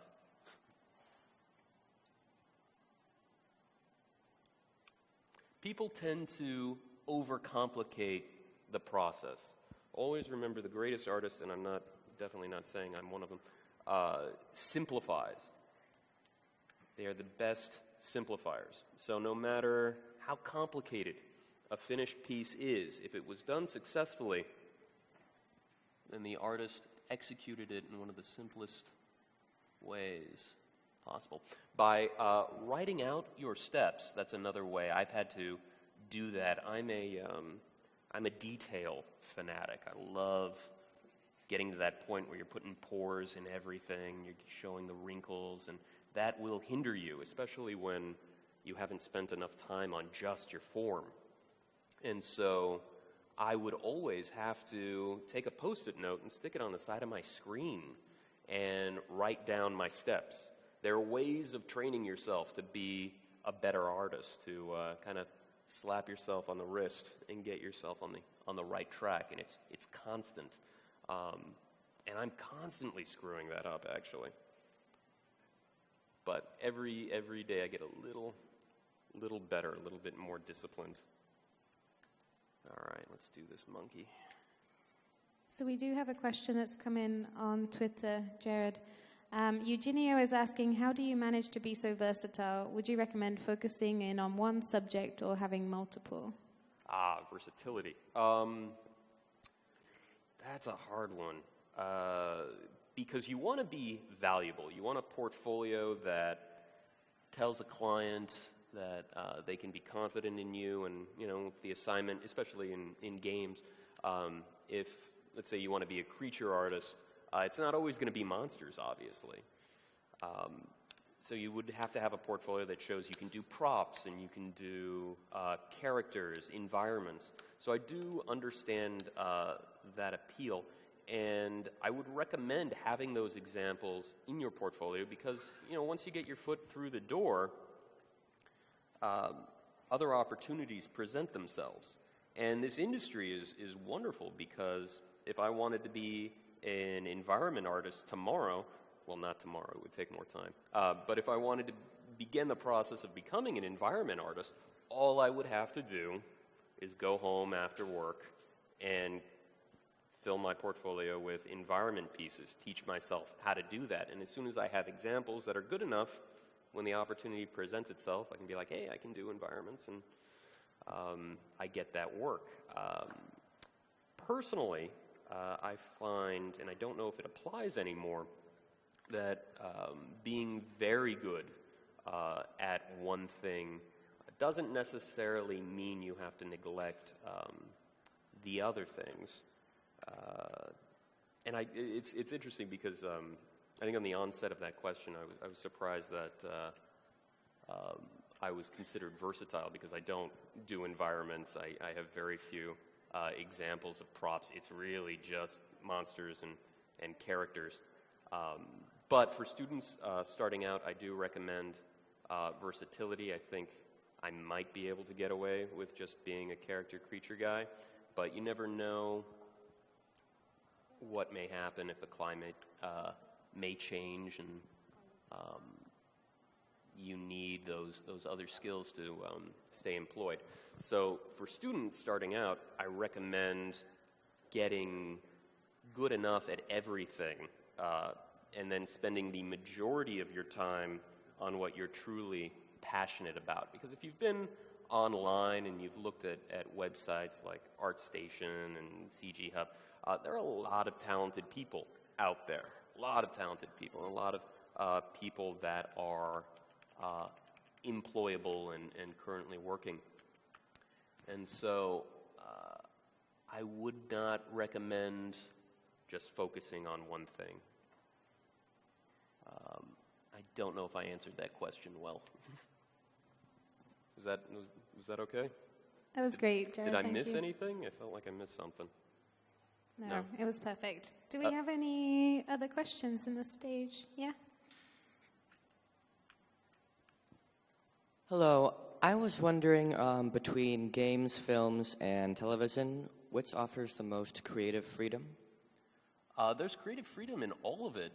It really depends on the relationship you have with the client. All of these jobs, because they've become so similar in the level of execution and in the process, the creative freedom comes from, I would say, your relationship with the client. You earn that over time. And I think a lot of people make the mistake of going through school, getting a great portfolio, and just thinking that they're now going to be asked to design stuff. And that takes time. Portfolio is a wonderful tool because it's proof of what you can do. And regardless of what the job is, there isn't entire creative freedom ever unless you're doing your own thing. And so what you are essentially being hired to do as a concept artist is come in with your 2 cents and create what you think the solution is to that character, that costume in the project. And then once you present that solution, you get notes, and you're basically just there to help. So essentially, you get more creative freedom depending on how valuable the client finds your 2 cents. Creative freedom is a bit of an illusion, but it's why I go home and I write. The process of being a concept artist needs to be it for you. You have to really enjoy drawing and painting, because that'll get you through most of it, at least to a point where people are asking you more and more and more for your opinion and your 2 cents. But it does take time, and I do recommend patience. And I say that from experience, because I was not patient. And I think one of the reasons why people become concept artists is the belief that they have to believe that their opinion or their sense of design is really good. In order to invest that much time in improving your craft, you have to genuinely believe that your ideas are solid. And so you might come into it with a little bit more ego, and then eventually, through the process of working on these shows and finding your place, you'll kind of figure it out. But creative freedom definitely happens. It can just take some time, and I would be honest with your expectations when doing this work. Otherwise, you could get really frustrated. I've still to this day, I work on projects that I absolutely love. I work on characters that I love. I'm a comic book nerd, and to be able to take a stab at these characters that I've loved as a child, it's huge for me, and I feel honored, and I take the responsibility probably more seriously than I should. And I'll get a note from time to time, and I just have to sit there and say, you know what, it's not my movie. You know, I supplied them with the option that I thought was right, and they didn't like it. That's okay. We'll try something else. Oftentimes, I'll be too close to it to actually see that their idea is pretty good. So, got to pace yourself. We have one more question here. Sure. Okay, you were referring to creative freedom in doing your own projects, and that you get the most creative freedom in those. Have you done any of your own projects in terms of getting that creative freedom through that? And if not, do you have any pet projects that you might consider pursuing in the future of your own? Have I done any of your own projects? And I'm currently doing my own projects. While I'm working, I'm developing a couple of properties that I will be pitching pretty soon. I'm working with some producers and people who believe in the properties, which is fun. And it's a bit of a gamble, but it's a great way to end your day after working on designs for a long time for clients not really having final say, and then just going home and writing and drawing for yourself.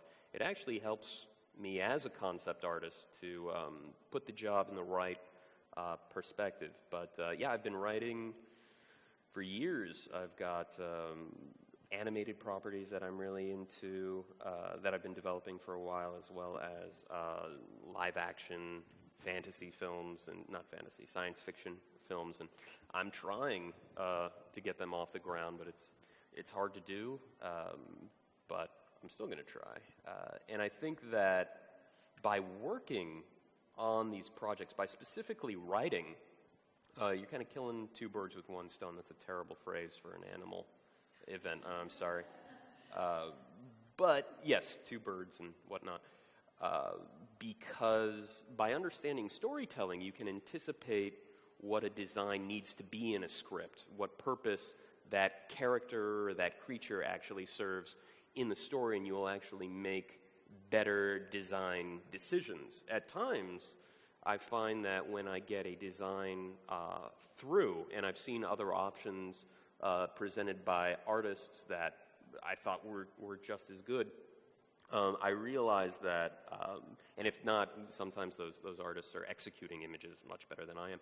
I find that one of the reasons why my option got picked was because it just served the story better. So by working on your own projects and writing, it just helps you to understand, I think, the concept art job a bit better. It helps you to design better, and also helps to put the job in the right perspective with regards to creative freedom. I'm going to put backface mask on. All right, so I'm trying to create this crest right now. I've got a few ideas for it right now. It looks like Bram Stoker's Dracula hair, and so I'm going to try to fill that back in. So I'm just masking out areas and just pulling it out. I've got a cranium shape that I like. I got backface mask on, and what I love about this is I can push the geometry into itself. I can get super messy, and it's not my problem. I can just remesh, smooth it out, and then I have that beginning of that Triceratops shell. I'm going to clip into this and get a cooler head shape here. Alt. There we go. It'll be cool at some point. Right now it looks like a bow tie.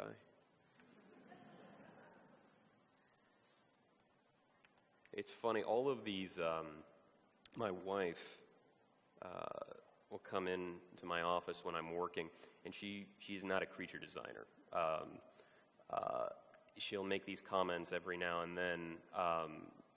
She'll think something looks a little off, and she's always right. The value of a fresh pair of eyes is pretty high in this industry, and if someone's making fun of your work and they see something there, they see like, oh, it looks like they're wearing a bow tie on their head, it might be frustrating to hear, but they're right. And people who don't have an artistic background are actually your audience, so it's definitely worth listening to. Let's see. All right, so I'm just going to use some simple brushes, and I'm going to leave that alone for a bit. Any other questions? Do we have any more questions? Yeah.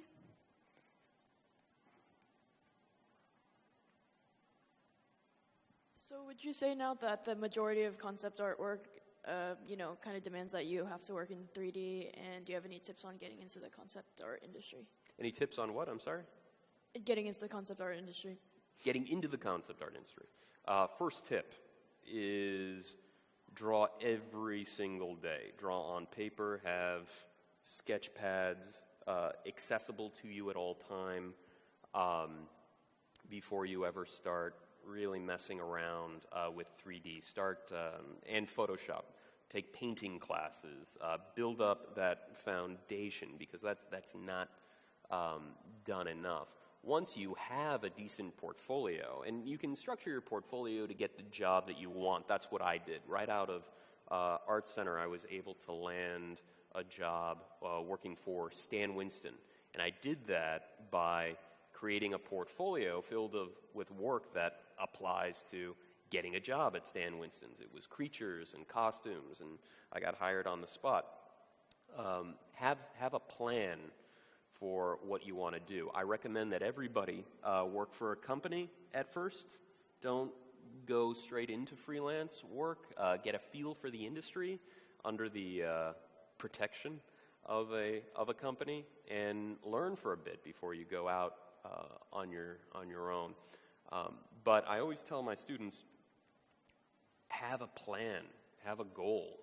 What is it exactly that you want? What do you want to accomplish? It's amazing how few people actually know what they want to do, and it is the very first step. If you don't know what you want, you're just spinning your wheels.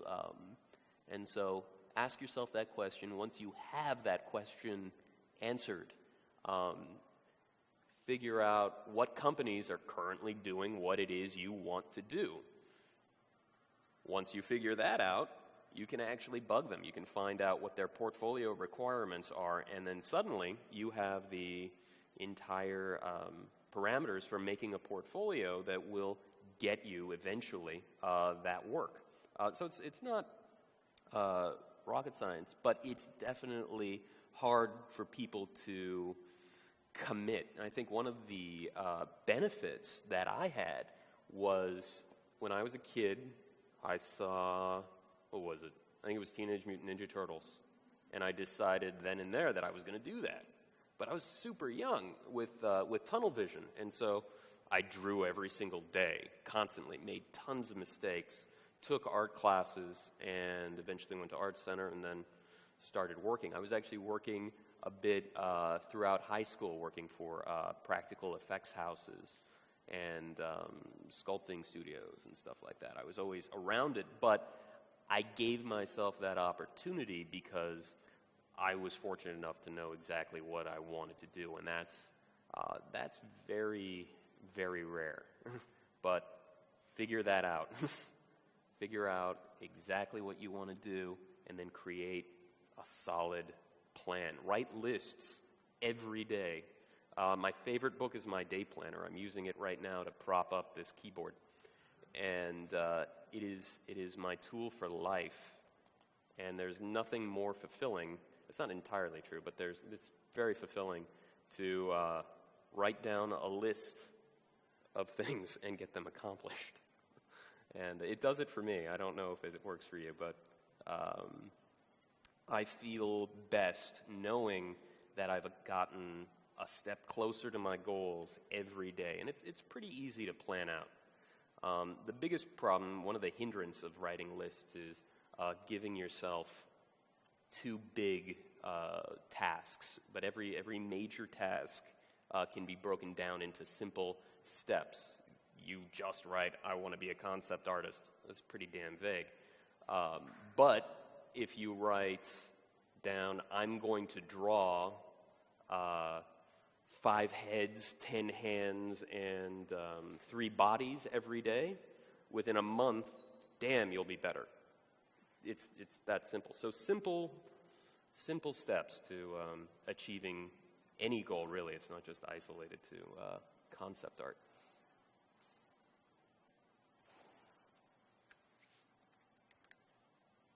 This is fun.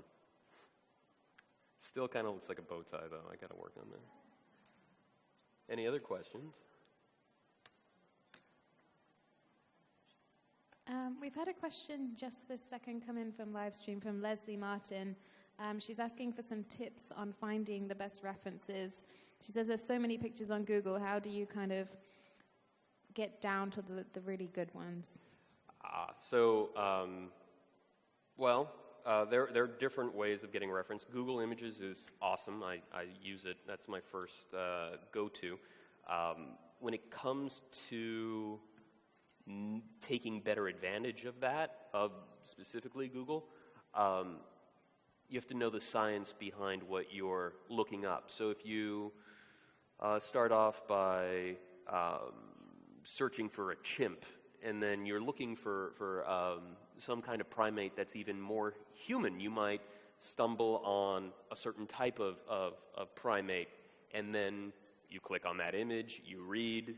Let's say you stumbled on a bonobo, and those are very, very human. And so you can then Google bonobo, and you can get more and more specific through that process. When I was doing horror, and I still do horror quite a bit, and I used to mainly do horror for years. I did a lot of scary stuff. I would buy medical books and study some terrible things for a long time, and just started absorbing information like what certain types of trauma look like, what certain diseases and birth defects look like, and you can just get more and more specific, and you can just start with a Google image search. As soon as you learn specific names within that subject matter, the reference just gets better and better and better. When it comes to fashion, I find that Pinterest is amazing. I've used Pinterest a lot when looking up designers, even concept art. Pinterest is incredible. Yeah, that's basically my reference rant. And are there any references that you would recommend avoiding using? Oh, that I use? Well, specifically the anatomy books by Elliot Goldfinger that I showed earlier. For creature design, they're essential.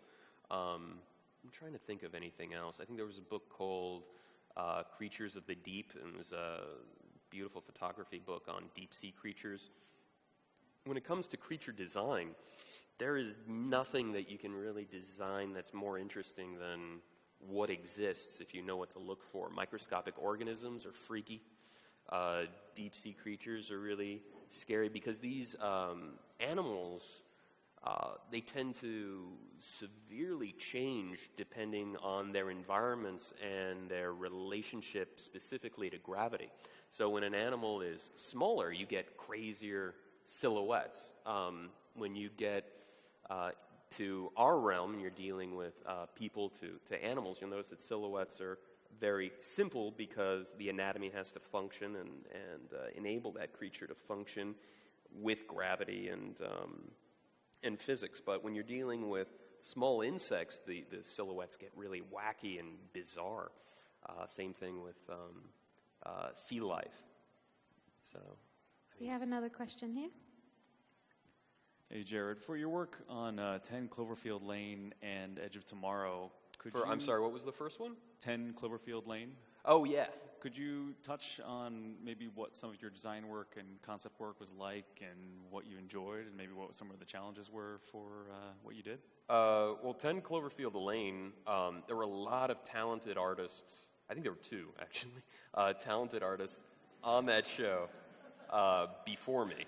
And I was called for just another pass. You know, maybe they couldn't make up their mind or something. And so I was actually working in-house at a studio, and they had contacted me and were willing to work with my limited time frame. And they had already liked some creepy thing I did a while back, and they wanted me to do something in that vein. And so I think I was on that for maybe 5 or 6 weeks. And with that in particular client, I was roughing out shapes in 3D. There was no sketch phase. It was all very crude until we found something that we liked, and then I really refined the sculpt.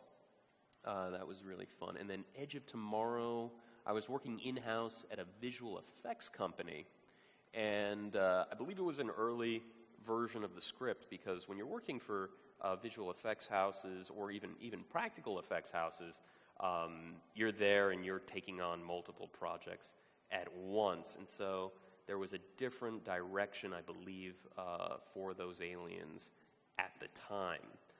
As I've mentioned, films are very organic and they're constantly changing. And oftentimes you're just brought on to offer other potential solutions to those designs. So that's what that was like. Any other questions? Right now I'm using the rake to chisel out my forms here. You see it smooths out pretty quickly. And I'm just going to go in here and soften some stuff. You can see it's already starting to take on a personality. I've got some elements of anatomy in here. Let's get these muscles to read. The trapezius. It's got quite a head there, so I'm going to want these neck muscles to be sufficient. Let's get the sternomastoid in. That's a fun one that connects to the sternum and goes right back to the skull here. Pectoral muscles. So we have around 5 minutes left, so if anyone has a final question to ask, just raise your hand. Yes? Awesome.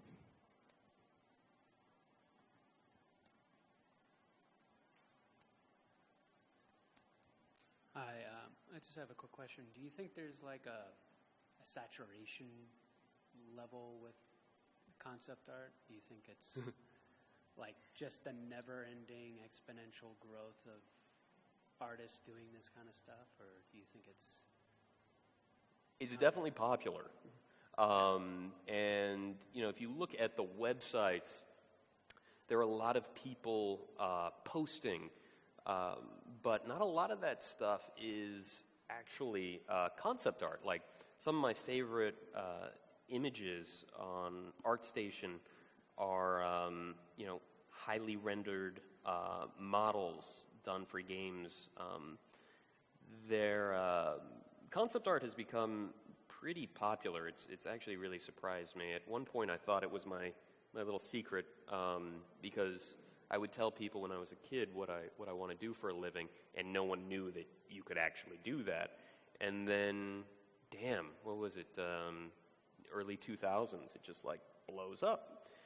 And I think that we're now more aware of it than we ever have been, especially now that we have these amazing schools that are teaching it. But fortunately, we now live in a time where there's so many vehicles for it. You've got so many different types of video games. You've got console games, you've got apps, you've got MMOs, and now even, my God, television and film is now spanned to Netflix and Amazon and YouTube. So yes, of course, there is definitely an influx of concept artists, but fortunately, there are a ton of jobs, tons of jobs. I would say to people wanting to be concept artists that, you know, guess what? Good isn't good enough because there's tons of good out there. And no matter how good an artist is these days, it would be foolish of them to feel unreplaceable because they're replaceable. Everybody is absolutely replaceable. I would say that even though we live in a time where concept art is insanely popular because of the influx of work, we're okay. I think the danger of it is so many artists are now influenced by other artists, whereas in the past, you had these guys who just studied animals, who just studied nature, and their design decisions were influenced by that, and so you'd have more original voices instead of fans.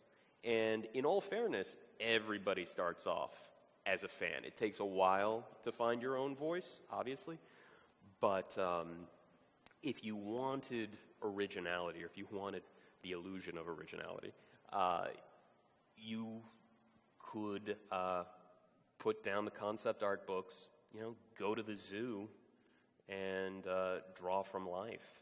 Try to find references that haven't been used before, and they're quite a bit. I mean, it doesn't just have to be animals. You could study orchids. You could study all types of weird plant life and work with that.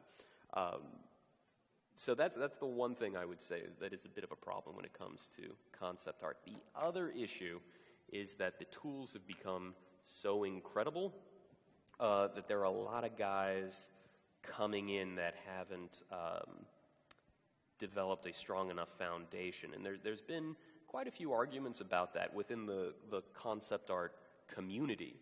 But, you know, I've worked on some of the most amazing shows. I've worked with very talented artists that are absolutely incredible. And for the most part, I would say 99.9% of the artists that get the jobs that are really sought after deserve it. You know, they're the guys who, sure, they're modeling in 3D every day, but man, they can draw, man, they can paint, man, they can sculpt. And so even though there is a tremendous influx of all of these people trying to, you know, take a stab at being a concept artist or just working concept artists, you still have to be really good to get those sought-after jobs. And so it essentially becomes the responsibility of the art directors, of the studios, to hire the guys that are good. Very few times that I've been working, I've seen someone just skate in who just picked up the program. So yeah. Thank you so much, Jeard. I'm afraid I'm going to have to stop you at that point.